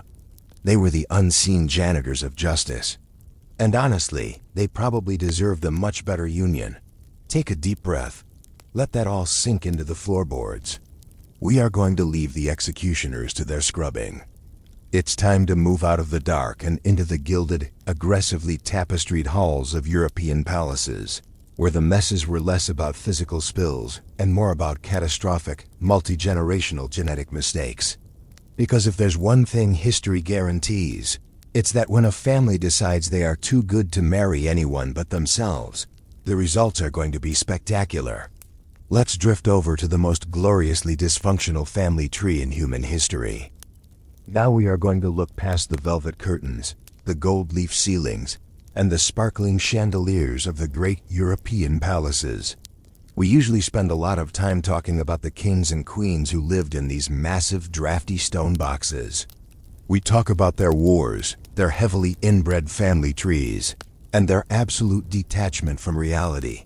But tonight, we are going to focus on the people who actually kept the castles running. The people who lit the fires, emptied the chamber pots, and roasted the peacocks. We are going to talk about the servants. And more specifically, we are going to talk about the frankly absurd, deeply paranoid, and physically exhausting list of things they were absolutely forbidden to do. Because living in a castle wasn't just about doing chores. It was about performing a highly choreographed, daily theatrical production, where the ultimate goal was to pretend you did not exist. Let's start with the most basic human function, being seen. If you were a lower-level servant in a place like the Palace of Versailles during the reign of Louis XIV, the Sun King, your primary job requirement was invisibility. The aristocracy wanted the magic of a clean house without the visual reminder that human labor was required to achieve it. They wanted logs to just magically appear in fireplaces. They wanted halfway eaten plates of roasted swan to simply vanish into the ether. To achieve this illusion, the rules of physical presence were incredibly strict. First and foremost, you could not make eye contact with a member of the royal family. Eye contact implied equality. It implied a shared human experience. And Louis XIV certainly did not share a human experience with the guy whose job it was to scrape candle wax off the floorboards. So if you were sweeping a hallway and the king or a high-ranking duke happened to stroll by, you didn't just look down. You had to immediately press yourself against the wall, face the plaster, and stare at the baseboards until the clicking of their high red heels faded away into the distance. You were essentially expected to briefly turn yourself into a piece of decorative molding, and you couldn't just turn around and walk away. That brings us to one of the most universally enforced and physically dangerous rules across almost all European courts. You must never, ever turn your back on the monarch. Turning your back was considered an act of supreme disrespect, and in some more paranoid courts, a potential assassination threat. This meant that every time a servant delivered a message, poured a goblet of wine, or presented a platter of food, they had to leave the room by walking backwards. Now, imagine the logistics of this. You are in the Tudor court of Henry VIII. You are wearing heavy, uncomfortable woolen clothes. You are carrying a massive silver tray that weighs 20 pounds. You have just set it down on a table. Now you have to bow deeply, and then begin a slow, blind shuffle backward across a room that is 80 feet long. You cannot look behind you. You have to navigate around wildly expensive tapestries, sleeping hunting dogs, incredibly fragile vases, and other courtiers who are completely ignoring you, and you have to do it smoothly. If you trip over a stool and drop a silver cloche, you don't just get yelled at. You could be fired, whipped, or thrown into the tower for disturbing the king's peace. Because nothing says, divine right of kings, quite like forcing a grown man to moonwalk out of a dining room just to prove a point. It was a daily, high-stakes athletic event, performed entirely in the background. But let's say you didn't have to go into the king's presence. Let's say your job kept you firmly in the corridors. You still had to navigate the castle. And you absolutely could not use the main staircases. The grand, sweeping marble staircases of these palaces were reserved strictly for the nobility. They were stages for showing off expensive silk gowns and well-turned calves. Servants were banished to the back stairs. If you visit a historic palace today, you can usually still find them. They are narrow, winding, claustrophobic stone spirals tucked behind the walls. They were deliberately designed to be as space-saving as possible, which meant the steps were often uneven, incredibly steep, and had zero natural light. These stairwells were essentially vertical traffic jams. You had scullery maids carrying boiling buckets of water up, while footmen carrying baskets of dirty linens were coming down. There was no room to pass. They were freezing in the winter, suffocatingly hot in the summer, and they constantly smelled of damp wool, stale bread, and whatever was boiling in the kitchens below. Servants were expected to navigate these death traps dozens of times a day, often in near total darkness, carrying heavy loads. And if they fell and broke an ankle, well, they were just replaced. The castle machinery couldn't stop just because someone took a tumble down the servants' chute. Let's float over to the concept of noise. Or rather, the absolute prohibition of it. Castles are echoey places. Stone floors and vaulted ceilings carry sound beautifully. And the one sound a royal absolutely loathed was the sound of a servant, being a biological creature. You were forbidden to cough. You were forbidden to sneeze. You were forbidden to clear your throat. If you were standing guard at a door, or holding a towel while the king washed his hands, and you felt a sneeze coming on, you had to perform an act of sheer internal suppression. If you sneezed on or near the monarch, it wasn't just rude. It was considered an airborne assault. You would be immediately dismissed from the room, and likely lose your position. Even breathing too loudly was frowned upon. You were supposed to be a meat-based Roomba. Silent, efficient, and completely devoid of human needs. And then there was the door problem. How do you enter a room when you aren't allowed to make a sharp noise? In the French court at Versailles, knocking on a door was strictly forbidden. Knocking was considered aggressive. It was startling. It demanded immediate attention, and you, a lowly servant, had no right to demand the king's attention. So, what did you do if you needed to deliver a letter to a closed royal door? You scratched. Servants, and even lower-ranking courtiers, were required to grow out the fingernail on their little finger specifically for this purpose. You would approach the heavy oak door, raise your hand, and gently scratch at the wood like a polite, slightly depressed mouse. You would stand there, scratching away, hoping that someone inside heard the faint scraping sound and decided to let you in. If the king was busy playing cards or ignoring his wife, you might stand there scratching for 20 minutes. It's just a wonderful image. The most powerful palace in the world, filled with men in powdered wigs standing in hallways, gently scraping their pinky nails against wooden doors. The majesty of it all. Let's drift into the bedchamber. This is where the rules got deeply paranoid. In the English court of Henry VIII, making the royal bed wasn't just a chore. It was a military operation with strict security protocols. Henry was terrified of assassination, poison, and dark magic. And the bed was where he was most vulnerable. The servants who made the king's bed were forbidden to just toss the sheets on and fluff the pillows. There was a multi-step ritual. First, a groom would bring in the fresh straw or feather mattresses. Then, another servant would take a dagger and physically stab the mattress multiple times. They weren't just aerating it. They were making sure nobody had hidden a poisoned needle or an assassin's blade inside the stuffing. Because, you know, a standard medieval assassination plot naturally involves a guy burying himself inside a feather bed and waiting 8 hours. Once the mattress was stabbed and deemed safe, a designated servant, usually a trusted yeoman, was required to physically throw himself onto the bed and roll back and forth across it. This was to ensure there were no uncomfortable lumps, but also to act as a human shield, just in case the dagger stabbing missed a poisoned spring. Only after the bed had been stabbed and rolled upon could they actually lay the fine linen sheets. And they couldn't just tuck them in. They had to kiss the places where the king's head would lie. They had to sprinkle holy water. They had to make the sign of the cross over the pillows. It took half a dozen grown men over an hour just to make a bed. And throughout this entire process, they were absolutely forbidden to let the sheets touch their own bare skin any more than strictly necessary, lest they pollute the king's sleeping area with their commoner sweat. Speaking of bodily fluids, let's talk about the hygiene rules. There's a persistent myth that people in the Middle Ages and the Renaissance never bathed. It's not entirely true, but their standards were certainly different. However, the rules for servants were incredibly contradictory. Servants were forbidden to smell bad. If you offended the royal nose, you were fired. But at the same time, they were essentially forbidden from accessing the resources needed to smell good.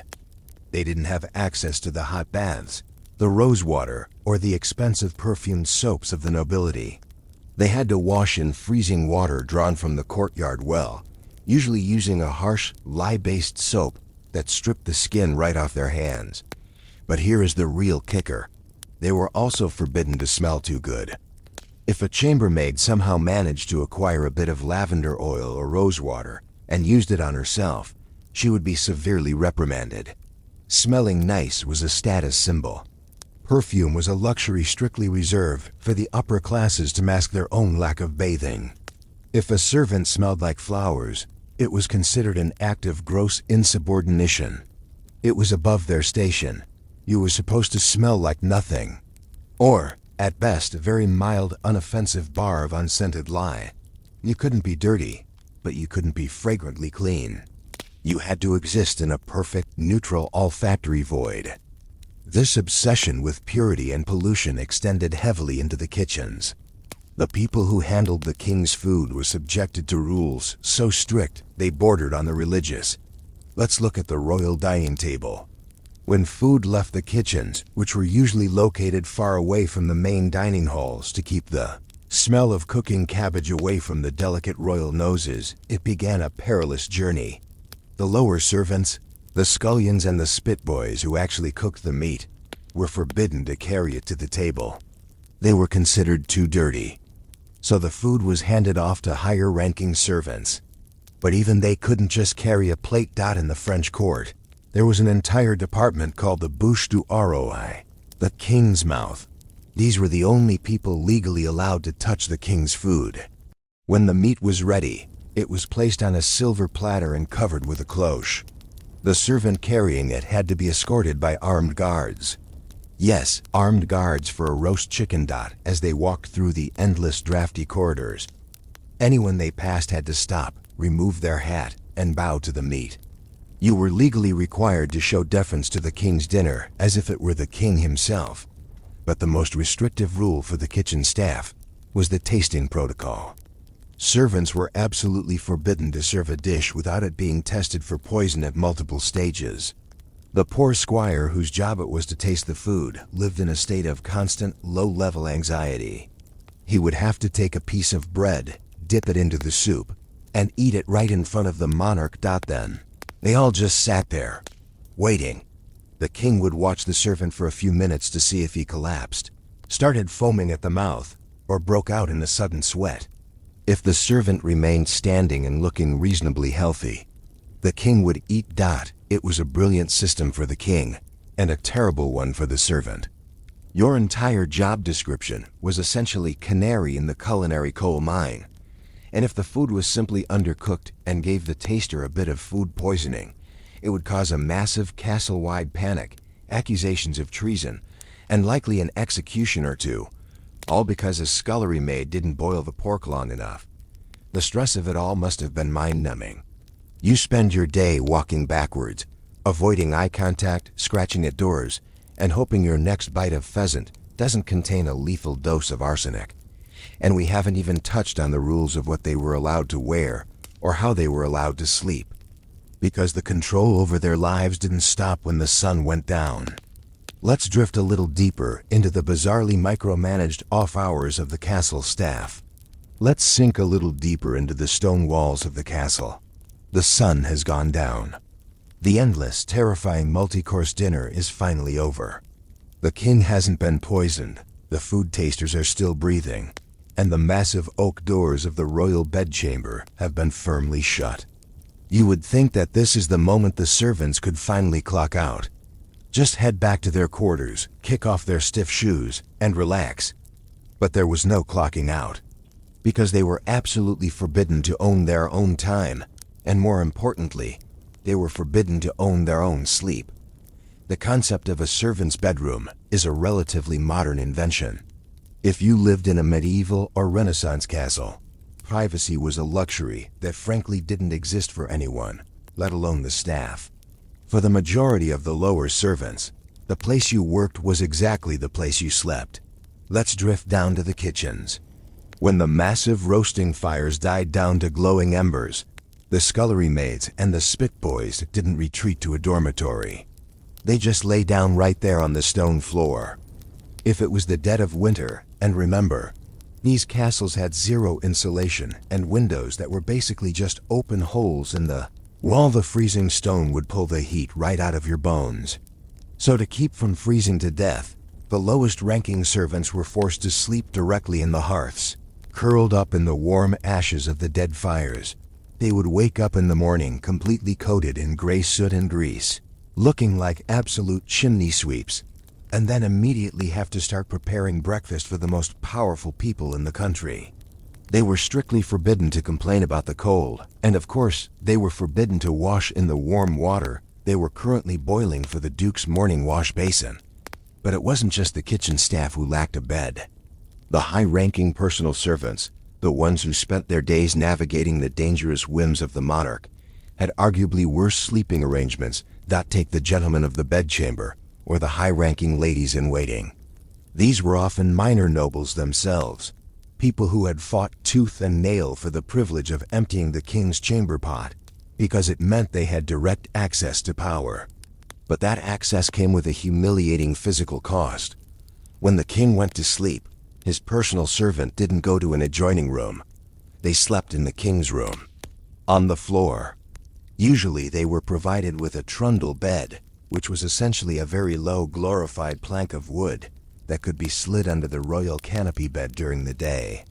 But very often, they just threw a thin straw mattress directly across the threshold of the doorway. They were literally functioning as human tripwires. The idea was that if an assassin managed to get past the guards, pick the heavy iron locks and open the bedroom door, the first thing they would do is trip over the sleepy duke of somewhere or other, who would then wake up and sound the alarm. You spend your entire life acquiring titles and land, just to end up as a fleshy speed bump for a paranoid monarch. And because you were sleeping in the same room as the royal family, you were forbidden to snore. You were forbidden to toss and turn too loudly. If the queen woke up thirsty at 3 in the morning, you had to be instantly awake, lighting a candle, and pouring a goblet of watered wine before she even had to ask. You were expected to exist in a state of perpetual light-sleeping anxiety. You never really rested. You just paused. Now, let's look at what these people were wearing while they were dragging themselves through this exhausting existence. Because naturally, they were forbidden from picking their own outfits. If you were a servant at a grand household, your clothing was not your own. It was a uniform, generally known as livery. And livery was essentially a giant, walking neon sign that broadcasted exactly who owned you. The colors and the crests on your jacket were meticulously chosen by the head of the house to show off their wealth and status. But while the outside of the uniform might look very shiny and impressive, with rows of brass buttons and gold braiding, the reality of wearing it was a waking nightmare. Servants were legally forbidden to wear comfortable, high-quality fabrics. This was codified in something called sumptuary laws. These were actual enforceable legal codes that dictated exactly what you could and could not wear based on your social class. The aristocracy was absolutely terrified of status blurring. They wanted to be able to look at a crowd and instantly know exactly how important everyone was. So if a common maid somehow saved up enough pennies to buy a small scrap of velvet to trim her bonnet, or a bit of cheap silk for a ribbon, she was breaking the law. If she wore it, she could be fined, publicly humiliated, or fired on the spot. Velvet, silk, fine lace, and certain colors like deep crimson or royal purple were strictly reserved for the bloodline. Instead, servants were forced to wear thick, coarse, unyielding wool, the kind of wool that scratches your skin raw, the kind of wool that, when it gets damp from scrubbing the stone floors or running across the courtyard in the rain, smells like a wet, depressed sheep and takes 3 days to dry. And if you were a footman, the clothing rules went from uncomfortable to purely absurd. Footmen were the ultimate status symbols in the 18th and 19th centuries. They were the guys who stood on the back of the carriages, opened the doors, and stood like statues in the dining rooms. And they were not hired for their intelligence, their wit, or their work ethic. They were hired entirely based on their aesthetics. Specifically, their height and the shape of their legs. I am completely serious. In an era when men wore tight knee breeches and silk stockings, a well-turned calf was considered the height of masculine beauty. So aristocrats would actively hunt for the tallest, most symmetrically legged farm boys they could find and stuff them into incredibly tight, uncomfortable livery. But what if you were a very good footman, but your calves were just a little bit lacking? What if you had skinny legs? Well, you were forbidden from looking disproportionate. So much like a modern actor wearing a padded superhero suit, these footmen were forced to wear fake calf muscles. They would literally stuff pads made of horsehair or wool down their stockings to create the illusion of a robust, muscular leg. Imagine the sheer indignity of it. You are standing in a drafty dining hall for 6 hours straight, not allowed to speak, not allowed to scratch your nose, sweating under a heavy powdered wig, while desperately hoping that your fake horsehair calf doesn't slip down around your ankle while you're pouring the gravy. It was a life of total physical artificiality. You weren't a person. You were a piece of architectural dressing. You were a lamp that occasionally breathed. And because they were so focused on appearances, servants were effectively forbidden to age, and absolutely forbidden to get sick. In the modern world, If you get a terrible flu or develop a chronic illness, it's a tragedy, but you can usually go to the doctor and eventually return to work. In a medieval or early modern castle, physical illness was an aesthetic violation. If you were a front-of-house servant, someone who was visible to the guests, your face was your livelihood. Let's say a horrible wave of smallpox sweeps through the castle, which happened constantly. If you caught it and survived, but your face was left heavily scarred by the pockmarks, your career as a footman or a lady's maid was over. The Duke did not want to look at a reminder of human mortality while he was eating his candied plums. You wouldn't necessarily be thrown out into the street, but you would be instantly demoted. You would be banished to the dark, damp, invisible back corridors of the castle. You would spend the rest of your life hauling coal, scrubbing the grease traps, or working in the laundry, safely out of sight of the delicate nobility. Your entire social standing was obliterated by a virus. Aging was treated with the same brutal efficiency. A footman who started to lose his hair, or a maid who developed a hunched back from decades of carrying heavy water buckets, was quietly cycled out. The castles were supposed to look like they were staffed by immortal, perfectly proportioned, eternally youthful mannequins. It was the original, highly toxic Instagram filter, applied to human beings. This strict control extended into their romantic lives too. Castle servants were, for all intents and purposes, forbidden to fall in love. Living in a massive estate with hundreds of other young, single people might sound like a recipe for a very lively social life, but the reality was more like a highly segregated, incredibly strict boarding school run by paranoid headmasters. Male and female servants were kept strictly separated during their off hours. The men's quarters and the women's quarters were usually in completely different wings of the house, and wandering into the wrong corridor after dark was a dismissible offense. Marriage was a massive complication for the smooth running of a household. If a footman and a scullery maid got married, they might want to live together. They might want a room of their own. And as we've established, the castle did not give out free rooms. More importantly, marriage usually led to children. And a pregnant servant was an absolute disaster in the eyes of the housekeeper. A pregnant maid couldn't carry the heavy buckets up the back stairs. She couldn't fit into her stiff, fitted uniform. She was a liability. So it was an unspoken, and often very spoken, rule.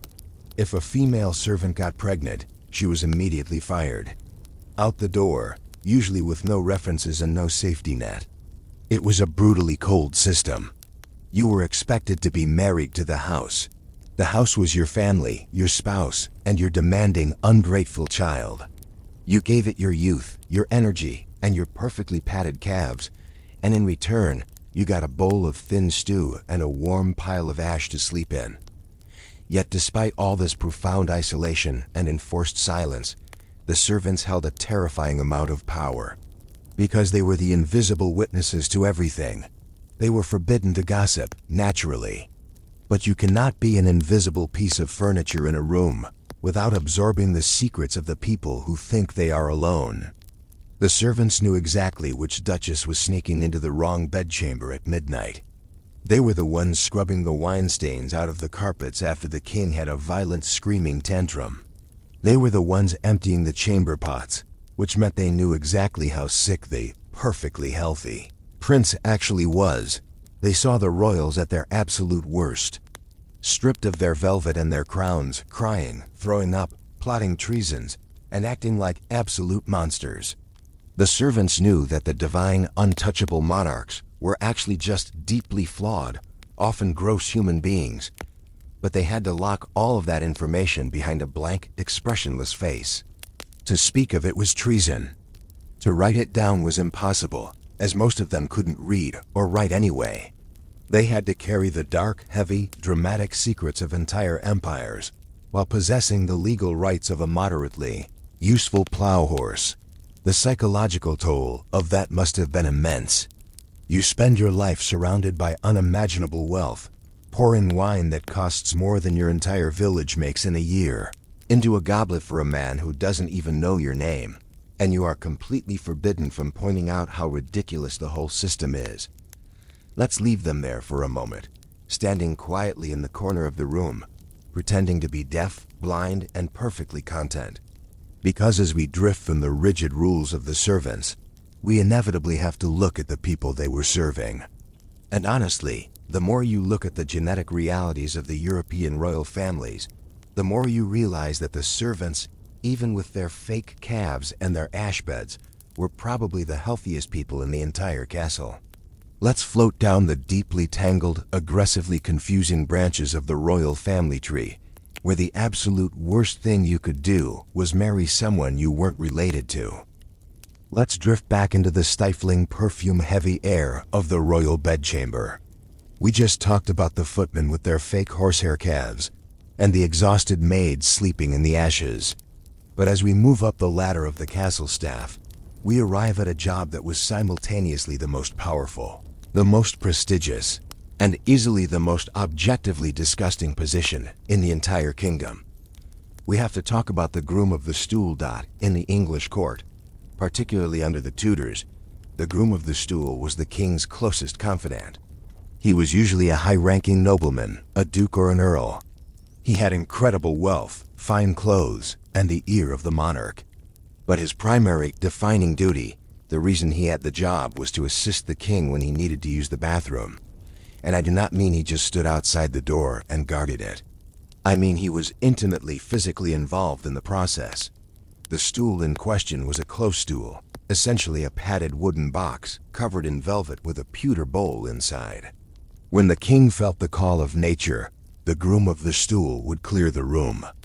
He would bring the box, he would help the king undress, and then he would just stand there. Imagine the sheer, unparalleled awkwardness of it.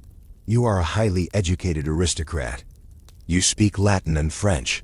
You own several castles of your own. And your Tuesday morning consists of standing in a drafty room, holding a piece of linen cloth, trying to make polite, casual conversation about foreign policy, while Henry VIII sits on a velvet box and groans. But here is what the groom was absolutely strictly forbidden to do. He was forbidden to ever, under any circumstances, show a single flicker of disgust. He could not plug his nose. He could not look away. He was required to treat the king's bodily functions with the exact same solemn, reverent dignity as he would a high church mass. And his job didn't end when the king stood up. The groom of the stool was effectively the king's first line of medical defense. In an era before blood tests and MRIs, a person's waist was considered the primary indicator of their internal health. So the groom was forbidden from just throwing the bowl out. He had to examine it. He had to note the color, the consistency, and the general vibe of the royal output, and then have a deeply serious, completely straight-faced consultation with the royal physicians about what it meant for the humors of the king's body. Well, doctor, His Majesty's morning delivery was a bit melancholy today. Should we bleed him? Just absolute, deadpan medical lunacy, performed over a pewter bowl. Because of this intense, forced intimacy, the groom of the stool became the most feared man in the castle. If you wanted to ask the king for a favor, or a plot of land, or mercy for your imprisoned cousin, you didn't ask the king. You asked the groom of the stool, because he was the only man in the country who had the king's undivided attention behind locked doors. It is a perfect, ridiculous metaphor for medieval politics. True power did not reside on the throne. True power stood quietly to the left of the velvet toilet box, holding a damp towel. But even with all this enforced intimacy, there was an invisible, terrifying line that servants and courtiers were absolutely forbidden to cross. The rule of touch. Let's float away from England and head south, into the incredibly rigid, intensely paranoid halls of the Spanish Habsburg court. If the French court was a chaotic theater, the Spanish court was a silent, suffocating monastery. And their rules regarding the physical body of the monarch were so strict they bordered on a mental illness. In Spain, the royal body was considered entirely sacred. It was not flesh and bone. It was a divine vessel. And therefore, a commoner, or even a regular noble, was strictly forbidden from touching it without explicit choreographed permission. This brings us to the famous, frankly absurd problem of the Queen of Spain's feet. In the 17th century, Spanish court etiquette dictated that a queen did not have legs. Not literally, of course. But conceptually, legally, and visually, the lower half of the queen did not exist. Her dresses were heavy, bell-shaped cages of silk and velvet that swept the floor. No one was allowed to look at her feet. To mention her feet was a massive breach of decorum. And to touch her feet was quite literally a treasonous offense, punishable by death. This sounds like a weird, but manageable rule, right? Just look at her face and don't stare at her shoes. But it created absolute administrative nightmares when things went wrong. There's a famous historical account involving Queen Maria Louisa of Orleans, the first wife of King Charles II of Spain. Charles, by the way, was the ultimate result of all that Habsburg inbreeding we hinted at earlier. He was a deeply sickly, constantly drooling king who looked less like a monarch and more like a very sad damp ferret. One afternoon, Queen Maria Louisa was out riding her horse in the palace grounds. A sudden noise spooked the horse, and it reared up. The queen lost her balance and fell from the saddle, but her foot, her legally non-existent, highly treasonous foot, got caught in the stirrup. The horse began to panic and dragged the Queen of Spain across the cobblestones. Now, there were dozens of servants, guards, and courtiers standing right there. In any normal situation, someone would just run out, grab the reins, and pull the queen's boot out of the stirrup. But this was the Spanish court. The guards just stood there, paralyzed in sheer bureaucratic terror. They were watching their queen being dragged to death, but they knew that if they ran out and touched her ankle to free her, they would be breaking the most sacred law of the court. They would be touching the divine royal flesh. They would save her life, and then they would be executed for it. It was a literal life or death catch-22. Finally, two minor courtiers who were presumably better at moral calculus than court etiquette rushed forward. They managed to catch the horse, calm it down, and physically extract the queen's foot from the stirrup, saving her from being trampled. And what did they do next? Did they wait for a medal? Did they expect a reward? No. They immediately ran to the royal stables, stole two of the fastest horses, and fled the country. They rode straight for the border. Because they knew that the machinery of the court did not care about context. They had touched the royal foot. The law was the law. The queen actually had to send an official pardon after them to convince them to come back, because otherwise, the court executioner would have been forced to hunt them down. It wasn't an action movie. It was an HR violation taken to its most psychotic extreme. This pathological fear of acknowledging royal reality meant that servants were also strictly forbidden from acknowledging when a monarch was dying. As a servant, your entire existence was predicated on maintaining the illusion of royal perfection. Sickness is imperfect. Death is the ultimate imperfection. So when a king fell mortally ill, the castle did not go into mourning. It went into a frantic, deeply disturbing phase of denial. Let's look at Louis XIV again, the Sun King, at the very end of his incredibly long reign. The man was in his late 70s, and he was dying of gangrene. His leg was turning black. The pain must have been agonizing. But the rules of Versailles stated that the king was immortal until he officially T. So his personal servants were forbidden to let the court know how bad it was. Every morning, they had to go into his suffocatingly hot bedchamber. They had to haul this dying, feverish man out of bed. They had to powder his face to hide the pale, sweaty pallor of death. They had to dress him in 50 pounds of velvet and gold embroidery. And then they had to prop him up in a chair so he could eat a public dinner in front of the assembled nobility, pretending that everything was absolutely fine. The footman had to stand there, straight-backed, fake calves perfectly aligned, watching the man slowly rock to death over his pheasant, and they were entirely forbidden to acknowledge the smell, or the groans, or the absolute macabre absurdity of the situation. They had to pour the wine with a steady hand. They had to back out of the room without tripping. They had to keep the great, glittering machine running, even as the engine was actively dying. And when a monarch finally did die, the bizarre charade didn't immediately end. In many courts, to prevent a panic or a sudden coup, The death of a king was kept secret for days. The servants were required to act as if he were still alive. They were forbidden from crying or showing grief in the hallways. They would still prepare the massive multi-course royal meals. The bouche du roi would still march the silver cloche down the hallways with armed guards. The food tasters would still dip their bread into the soup to check for poison. And then the servants would carry the trays into a locked, darkened bedroom, set the food down next to a cooling corpse, wait for an hour, and then carry the untouched food back out, whispering to the guards. His Majesty's appetite is a bit like today. Just imagine the profound, surreal quiet of that room. Standing in the dark with a dead king and a plate of cold mutton, waiting for the clock to tick down so you can carry the tray back to the kitchens.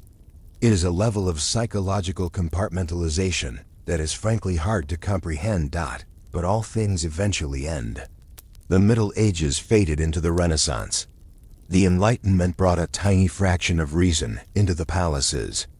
And eventually, the rigid, suffocating world of the castle servants began to crack. As we drift into the late 19th and early 20th centuries, the grand estates simply ran out of money. The agricultural depressions hit, and the dukes could no longer afford to keep 200 people on staff just to make sure the fireplaces were lit without making eye contact.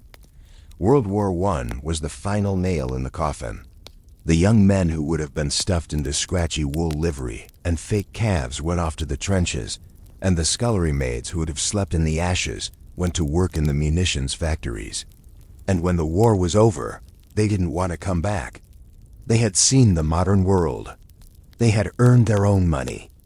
They realized that they didn't have to spend their lives walking backwards out of rooms and scratching on doors like mice. The grand castles became quiet. The narrow, winding back stairs were closed off. The velvet close stools were put behind glass in museums, confusing tourists for generations to come. The invisible army that had kept the European aristocracy afloat for 1,000 years simply clocked out for the last time and faded away into normal, everyday history. So tonight, as you lie in your own bed, take a moment to appreciate the absolute, glorious, mundane reality of your room. You do not have a duke sleeping on a straw mat at the foot of your bed to trip assassins. Nobody had to physically stab your mattress to check for poison springs. You can sneeze as loudly as you want. You can turn your back on the door. And you don't have to wear itchy wool unless you really, really want to. You are safe from the strange, exhausting paranoia of the past. The floors are swept, the fires are out, and the castle is finally quiet. Just let the silence settle in. Close your eyes. Stop worrying about the dust on the baseboards, and just let yourself drift off. Good night, guys. I'll see you in the next one. Now we're going to wander away from the perfumed courts, the glittering crowns, and the carefully curated oil portraits of the European nobility. We spend so much time talking about the kings and queens, their massive stone fortresses, and their endless, exhausting multi-course feasts. But we very rarely talk about the immediate, physical aftermath of those feasts, because when a royal court of 500 people spends the evening consuming an absolute mountain of roasted venison, salted pork, eel pies, and gallons of unpasteurized ale, all with virtually zero dietary fiber, biology inevitably takes its course. And in a medieval castle, or a crowded 14th century city, all of that biology has to go somewhere. It didn't just vanish by royal decree. It went down a hole. And at the bottom of that hole, waiting in the absolute pitch black of the medieval night, was a man with a wooden bucket, a shovel, and a frankly astonishing tolerance for misery. Tonight, we are looking at the lives of the Gong farmers, the night soil men, the absolute bottom rung of the medieval municipal ladder, who were tasked with doing the one job that literally everyone else in the kingdom refused to do. Let's set the scene. If you go to a medieval castle today, the tour guide will probably point out a small, narrow room jutting out from the stone wall, high up on the battlements. This is the garderobe, the privy. The medieval toilet. The word garderobe actually translates to guarding one's robes. It was a wardrobe. The nobility would hang their expensive woolen clothes in these tiny, drafty toilet shafts because the rising ammonia fumes from the sheer volume of human waste below would kill the fleas and moths. So yes, the king's finest velvet cloak smelled strongly of a public restroom, but at least it didn't have holes in it. A perfectly medieval compromise.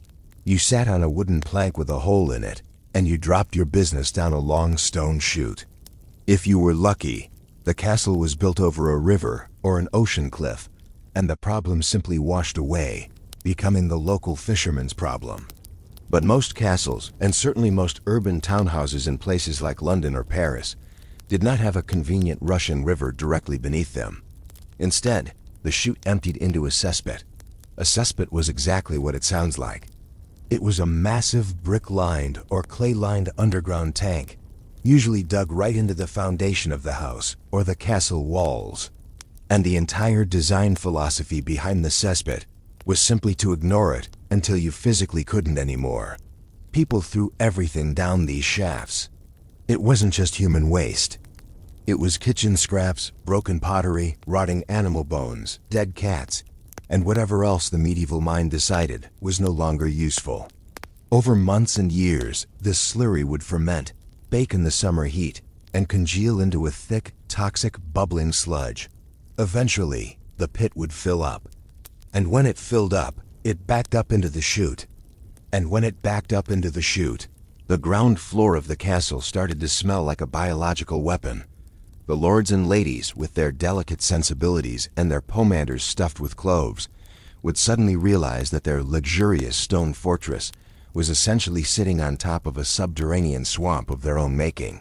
And so, they had to call the Gong farmer. The word Gong comes from the Old English word gang, which simply means to go. A Gong farmer was the man who farmed or cleared out the places where people went. It sounds almost pastoral when you say it like that, like he's out in a sunlit field harvesting crops. But the reality was the exact opposite. The first and most important rule of being a Gong farmer was that you were absolutely forbidden to exist during the day. In London, for example, the local magistrates passed incredibly strict laws regarding the management of human waste. The smell of a freshly opened cesspit was so profoundly offensive, so completely overpowering, that if you opened one at noon on a Tuesday, the entire street would have to evacuate. So, the law stated that Gong farmers could only work between the hours of 9 p.m. and 5 a.m. They were creatures of the night. Imagine the reality of this schedule. The medieval city goes to sleep. The sun sets, the heavy wooden doors of the taverns close, the watchmen light their lanterns, and the streets go dead quiet. And then, creeping out from the very edges of the city, usually the poorest, most diseased neighborhoods on the outskirts, comes the Gong farmer and his cart. They had to use a cart. And not just any cart.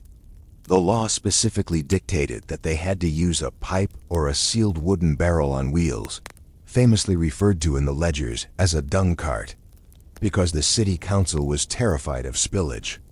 If a Gong farmer hit a cobblestone and spilled a gallon of fermented royal waste onto the street, he would be hit with a massive fine, usually around 2 shillings, which was essentially a week's wages.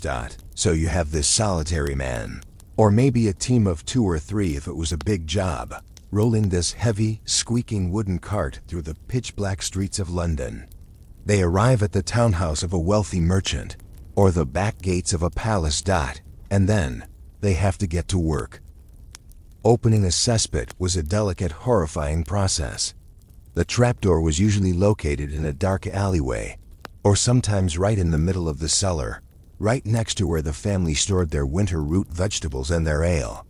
Because medieval zoning laws were practically non-existent, the Gong farmer would pry up the wooden planks or the heavy stone cover. The moment that seal was broken, the trapped gases from years of rotting waste would hit them. This wasn't just a bad smell. It was actively lethal. We're talking about massive concentrations of methane and hydrogen sulfide. In the medieval era, they didn't understand the chemistry of toxic gases. They just called it the bad air or miasma. They believed that the smell itself was a physical entity that could enter your pores and kill you. And honestly, they weren't entirely wrong about the outcome. Even if the science was a bit superstitious, there are historical records of Gong farmers opening a pit, leaning over to lower their bucket, taking one deep breath of hydrogen sulfide, and just dropping dead on the spot. Asphyxiation was a very real, very common workplace hazard. To combat this, they didn't have gas masks or ventilation fans. They had vinegar. They would soak a rough linen rag in cheap vinegar and tie it tightly over their nose and mouth. Then they would light a small tallow candle, which, by the way, is a terrible idea when you are standing over a pit of highly flammable methane. But they needed to see, and then someone had to go in. If the pit was shallow, they could just stand on the edge and lower a wooden bucket on a rope. They would scoop up the sludge, haul it up hand over hand, and dump it into the wooden barrels on their cart. But if it was a deep pit, and some of these castle cesspits were 10 or 15 feet deep, the bucket wouldn't reach the corners. The sludge would harden at the bottom like concrete. So the Gong farmer would have to lower a wooden ladder down into the absolute abyss. Let's just pause and think about that. You are a Gong farmer. It is 2 o'clock in the morning. It is freezing cold, because it's usually winter. People preferred to have this done in winter, because the cold kept the smell slightly down. You climb down a slippery, rotting wooden ladder into a 10-foot deep brick cube, filled entirely with the collective biological waste of a royal household. You are standing in it. It is up to your knees, sometimes your waist. You have a heavy iron spade, and you are hacking away at the semi-solid layers at the bottom, scooping it into a bucket while your partner up top hauls it away. You are in the dark, surrounded by the dripping walls, trying to breathe through a vinegar-soaked rag, while hoping to God that the flickering candle doesn't suddenly ignite the air and blow you halfway to the Thames. It is a level of sensory nightmare that is difficult for the modern mind to fully grasp. And it wasn't just gas they had to worry about. The structural integrity of a medieval cesspit was basically a coin toss. The wooden floorboards that covered them often rotted from the inside out due to the moisture and the ammonia.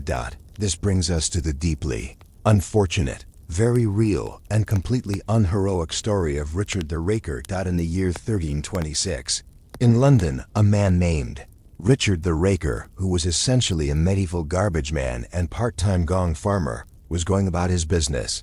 He was at his own home, actually. He wasn't even on the clock. He stepped onto the wooden floorboards of his own house, right over his own personal cesspit. The wood, which had been quietly rotting from the fumes for years, simply gave way. Richard fell through. And because he was a professional waste collector, his pit was incredibly full. He didn't die from the fall. He didn't die from the toxic gas. According to the coroner's report, which we still have, Richard the Raker literally drowned in his own waste. It is perhaps the most miserable, tragic, and deeply ironic death in the 14th century municipal records. Nobody wrote a ballad about Richard. Nobody painted a heroic fresco of him on the ceiling of a cathedral. He was just a guy who went to work, shoveled the dark, and eventually, the dark swallowed him whole. It is a very flat, very sad end. But let's drift back to our surviving Gong farmers, still working in the dead of night. After hours of hacking, scooping, and hauling, the cart is finally full. The barrels are sloshing. Now they have to put the lid back on the pit, secure the cart, and get the waste out of the city before the sun comes up. Where did it go? The law was very specific. You couldn't just dump it in the street, obviously. You couldn't just tip it into the local drinking well. In London, they had to haul it to designated dung boats moored on the River Thames. Or they had to drag it all the way out past the city walls to the surrounding farmlands. This is where the farmer part of the title actually comes into play. Human waste, once it ferments and breaks down, is actually an incredibly rich fertilizer. It is packed with nitrogen. So the Gong farmers would haul these heavy, sloshing carts miles outside the city gates in the freezing mud to sell the night soil to local cabbage farmers and turnip growers. It's the circle of life, just the absolute worst possible version of it. The lords eat the feast. The Gong farmer shovels the pit. The turnip farmer buys the sludge. The turnips grow large and healthy, and they are eventually sold back to the castle kitchens to be served at the next royal feast. It is a perfect closed loop of misery and agriculture. Now, you might be wondering, willingly do this? If the job is fatal, disgusting, socially isolating, and ruins your sleep schedule, why not just go be a blacksmith, or a baker, or literally anything else? Well, the answer is the same answer for most terrible jobs in human history. The pay was shockingly good, because the job was so universally reviled. The law of supply and demand kicked in heavily. A standard medieval laborer, a guy digging a ditch or carrying stones for a cathedral, might make 2 or 3 pence a day. A Gong farmer, working a single night to clear out a moderately sized cesspit, could charge 2 shillings, that is 24 pence. In one night, a Gong farmer could make what a regular laborer made in a week and a half. They were the highly paid, blue-collar contractors of the medieval world. They essentially received massive hazard pay for their willingness to touch the untouchable. If you were a man with no family connections, no guild membership, and no education, Gong farming was one of the only ways you could actually amass a small pile of savings. But that money came with a profound social cost. Much like the executioners we often talk about, the Gong farmers were social outcasts. They were unerlich loot, the dishonorable people. It didn't matter how many shillings you had in your leather purse. If you smelled like a walking cesspit, and let's be honest, no amount of medieval lye soap is going to wash that smell out of your skin and hair. Nobody wanted to sit next to you at the tavern. They were forced to live in their own segregated communities, usually on the very fringes of the city, downwind of the wealthy neighborhoods. They married other Gong farmers' daughters. They drank in their own isolated, poorly lit pubs. They were effectively ghosts, haunting the city at night, silently repairing the hidden plumbing of the aristocracy, and vanishing before the decent people woke up. Let's pause here. Just imagine the heavy, wooden wheels of the dung cart slowly rolling out of the city gates as the sky begins to turn a very pale pre-dawn gray. The Gong farmer is exhausted, coated in soot, and God knows what else, just looking forward to going to sleep while the rest of the world is waking up. It's a quiet, damp sort of tragedy. But the bureaucracy of waste never stops. And as cities grew larger, and the sheer volume of humanity began to press against the stone walls, the problems of the privy would only get more complicated, and somehow even more absurd. Let's drift into the era of the giant multi-seat public toilets, and the disaster waiting to happen. Let's just drift back into the waking city. The sun is coming up. The Gong farmer has taken his cart and his hard-earned shillings back to his isolated little house. And the good, honorable citizens are starting their day. They are completely oblivious to the fact that their continued existence in a crowded metropolis relies entirely on a man who just spent 6 hours standing waist-deep in a toxic underground cube. But as the centuries rolled on and the population of cities like London and Paris started to absolutely explode, the private, single-family cesspit became a logistical nightmare. There simply wasn't enough room to dig a new pit for every single house. So the medieval urban planners, which is a very generous term for men who mostly just pointed at a ditch and said, "Put it there," decided that the solution was communal infrastructure. They began to build giant, multi-seat public latrines. In London, the most famous of these was known as Whittington's Longhouse. It was financed in the early 1400s by a wealthy merchant named Richard Whittington, who famously became the mayor of London and eventually the subject of a very confusing pantomime with a cat. But his most practical legacy was this massive public restroom. Whittington's Longhouse was built out over the River Thames. It was divided into 2 sections, one for men and one for women, which was a surprisingly progressive touch for the 15th century. But inside, there were no stalls. There were no privacy screens. There was just a massive, heavy wooden beam with 64 holes cut into it. You just walked in, hitched up your heavy woolen tunics, and sat down right next to a complete stranger. Or, more likely, a neighbor, a business rival, or the guy who sold you a questionable loaf of bread yesterday.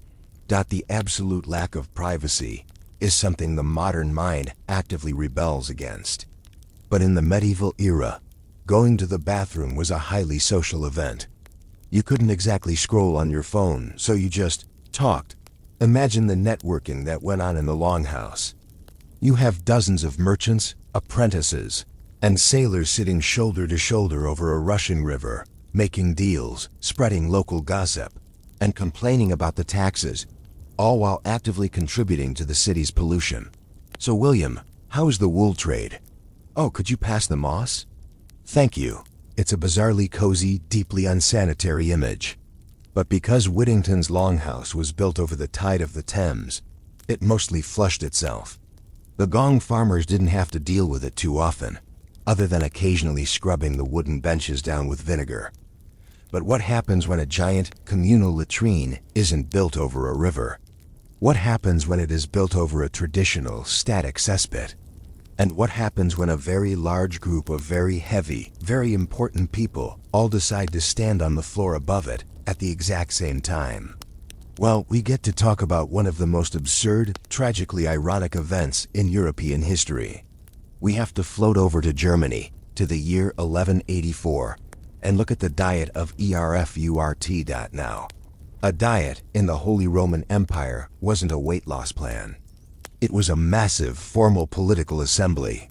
King Heinrich VI, who would later become the Holy Roman Emperor, was traveling through the region. Two local nobles, the Archbishop Conrad of Mainz and Landgrave Louis III of Thuringia, were locked in a bitter, tedious dispute over some land and some borders. It was the kind of dry, bureaucratic argument that European nobles loved to have, usually right before they started burning each other's farms. King Heinrich decided he was going to settle it. He called for a diet at the Petersburg Citadel in Erfurt. He summoned all the important nobles, knights, and bishops of the region to gather in a large, second-story hall within the monastery to hash out the details. So, picture the scene. It is July. It is incredibly hot. You have dozens, possibly over 100, of the most powerful men in the empire packed into this wooden room. They are wearing heavy chainmail. They are wearing thick velvet robes. They are wearing massive gold chains of office. They are practically sweating prestige. But here's the fatal architectural flaw. The great hall they were standing in was built directly over the monastery's latrine, and monasteries had massive latrines. Monks lived entirely in a communal setting, meaning their cesspit had been collecting the daily waste of dozens of men for years, possibly decades. It was a vast, subterranean, bubbling lake of misery, lying quietly in the dark beneath the floorboards. The meeting began. The nobles started loudly arguing about who owned which patch of dirt. The tension in the room was high. The collective weight of all that armor, all that velvet, and all those massive medieval egos was pressing down on the floor, and the floorboards, which had been slowly rotting from the ammonia fumes rising from the pit for years, simply gave up. There was no battle. There was no glorious sword fight. There was just a loud, ominous crack of dry-rotted oak. In an instant, the entire floor of the hall collapsed inward like a trapdoor opening. The grand assembly of the Holy Roman Empire simply vanished from the room, tumbling down into the pitch-black void. But they didn't just fall into an empty basement. They fell straight through the first floor and down into the cesspit itself. The accounts of this event, which is historically known as the Erfurt Latrinensters, the Erfurt Latrine Fall, are incredibly grim, but also completely saturated in dark irony. These were the highest-ranking men in the land. They spent their lives trying to elevate themselves above the common dirt, obsessing over pure bloodlines and divine right. And in a matter of seconds, they were plunged into the absolute worst equalizer imaginable. Many of them did not survive. It is estimated that around 60 nobles and knights perished in the pit. Some of them died from the fall itself, snapping their necks on the heavy wooden beams as they tumbled down. But most of them, trapped by the immense weight of their own expensive chainmail and heavy waterlogged velvet robes, simply drowned in the liquid waste.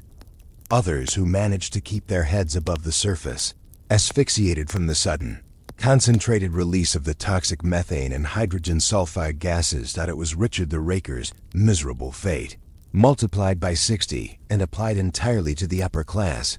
And what about King Heinrich? Well, the king survived, but not through bravery or quick reflexes.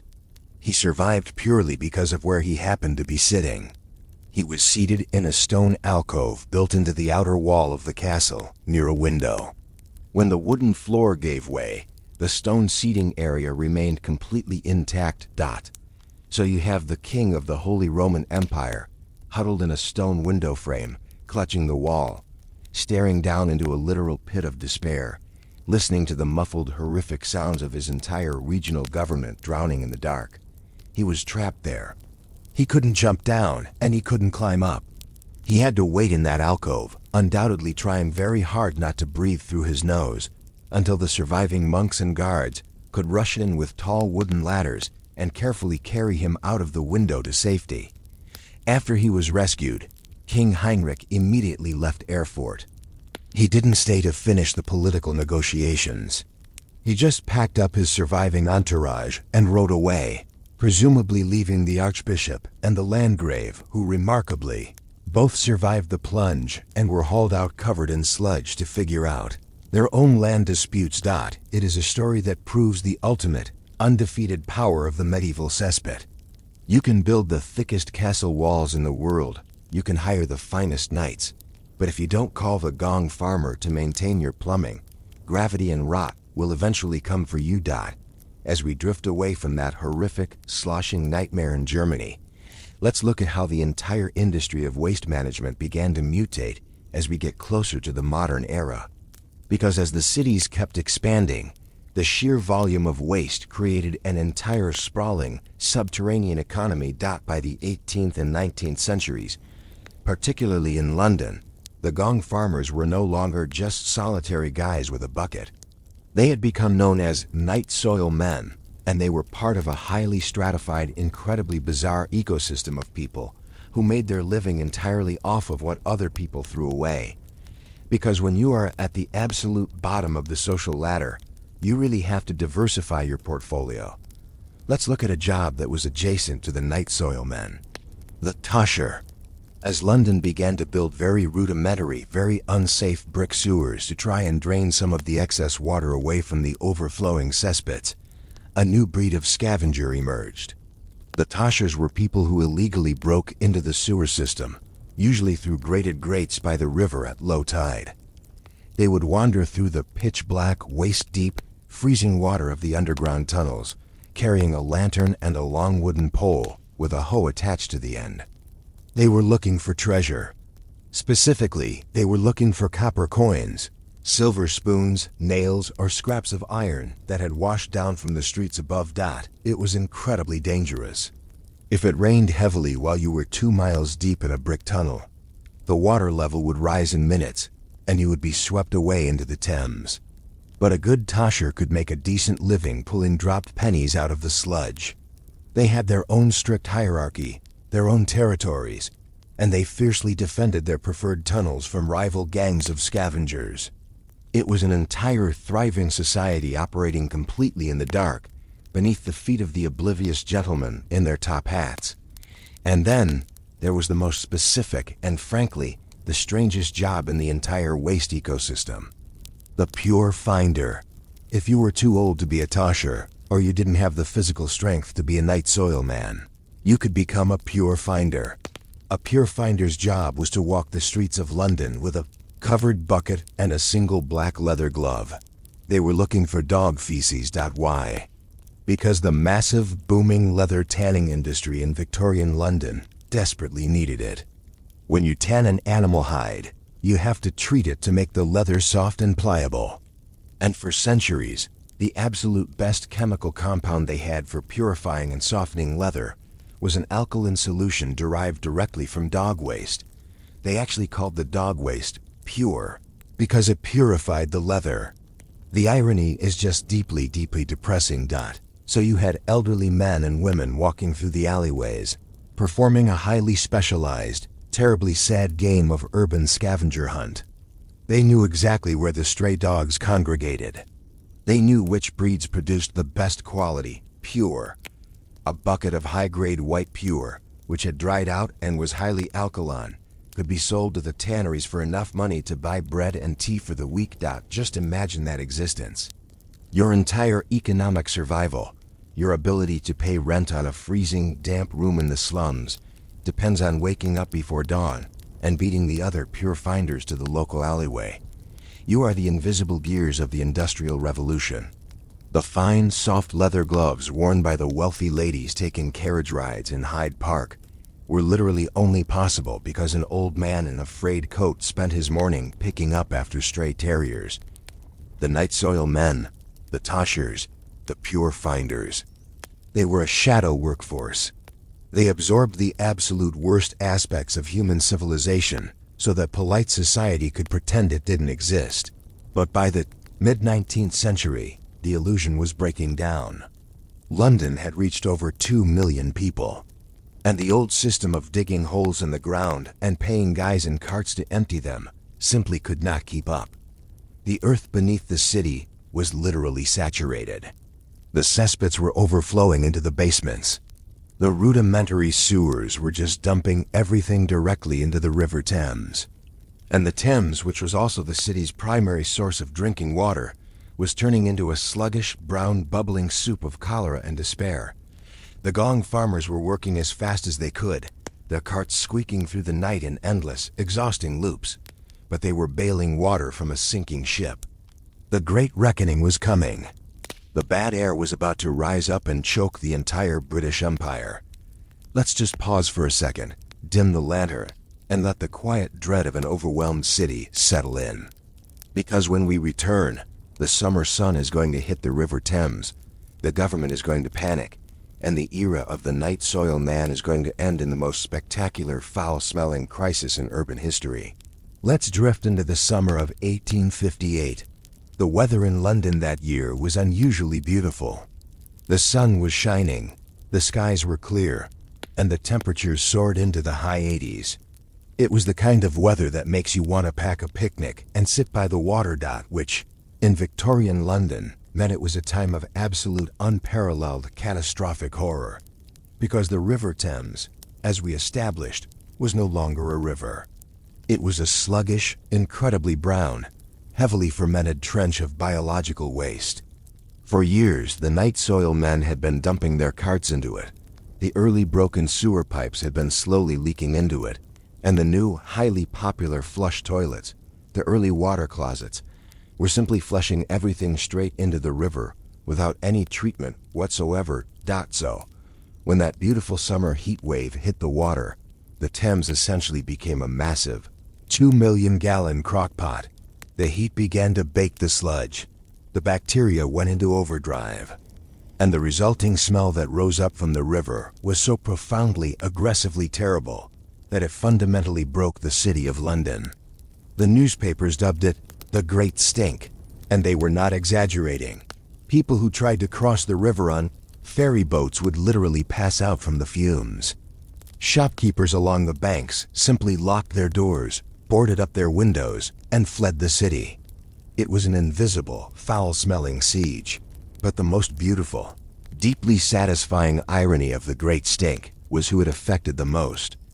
The newly rebuilt Palace of Westminster, the seat of the British government, where the House of Commons and the House of Lords met to debate the future of the empire, was built directly on the banks of the Thames. The wealthy politicians had spent decades ignoring the pleas of the poor, ignoring the overflowing cesspits, and ignoring the exhausted night soil men.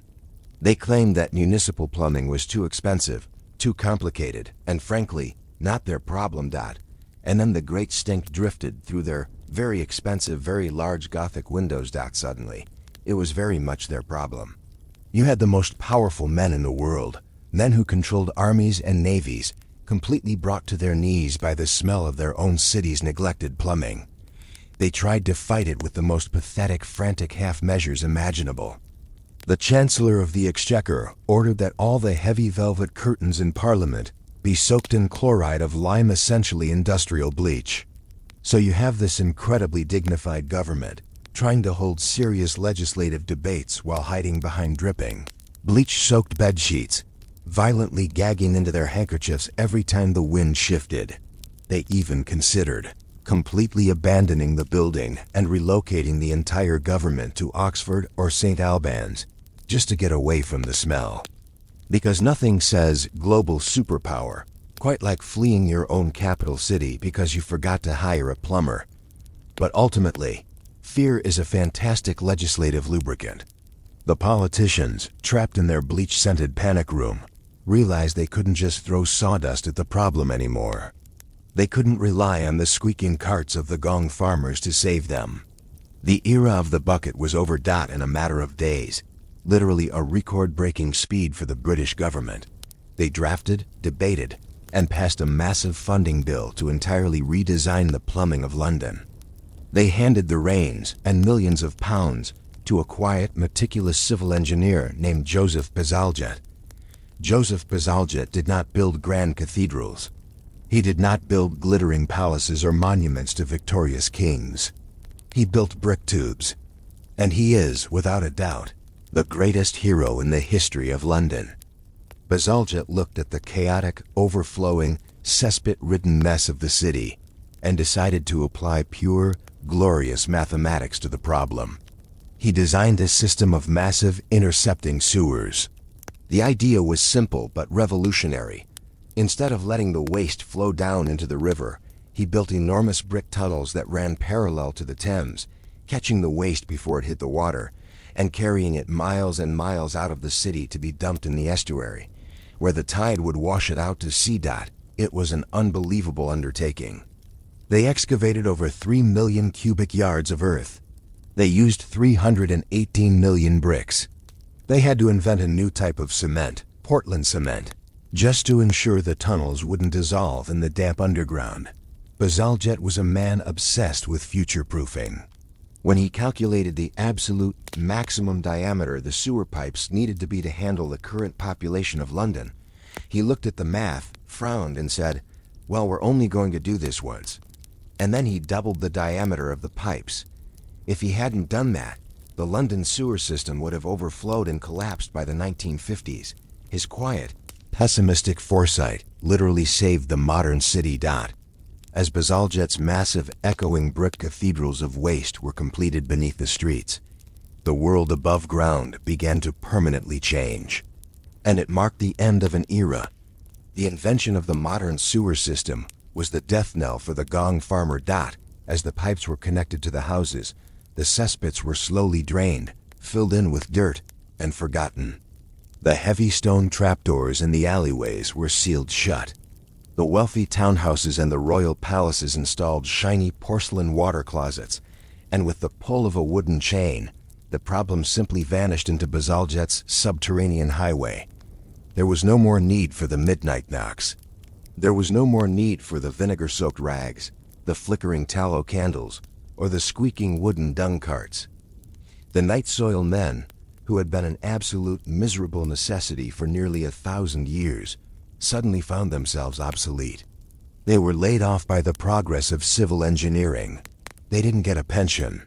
They didn't get a parade. They didn't get a plaque thanking them for centuries of keeping the bubonic plague at a manageable level.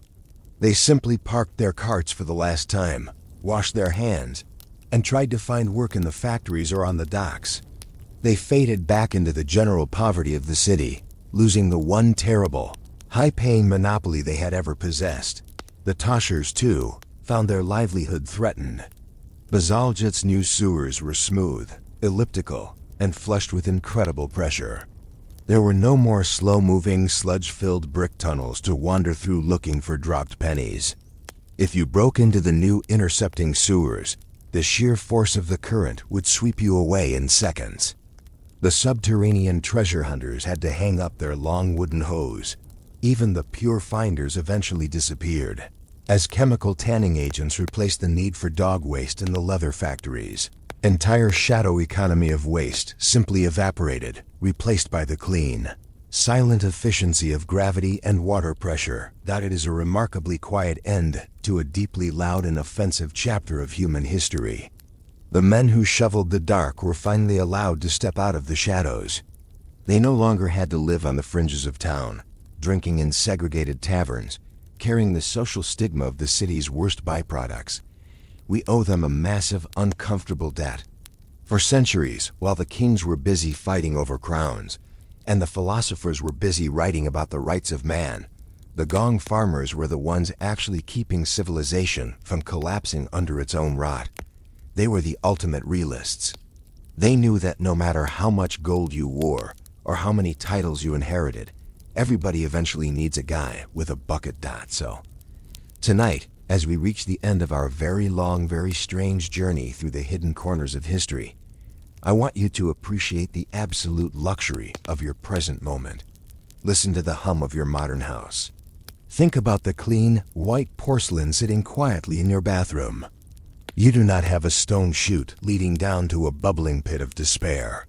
You do not have to worry about the floorboards rotting beneath your feet and dropping you into a medieval nightmare.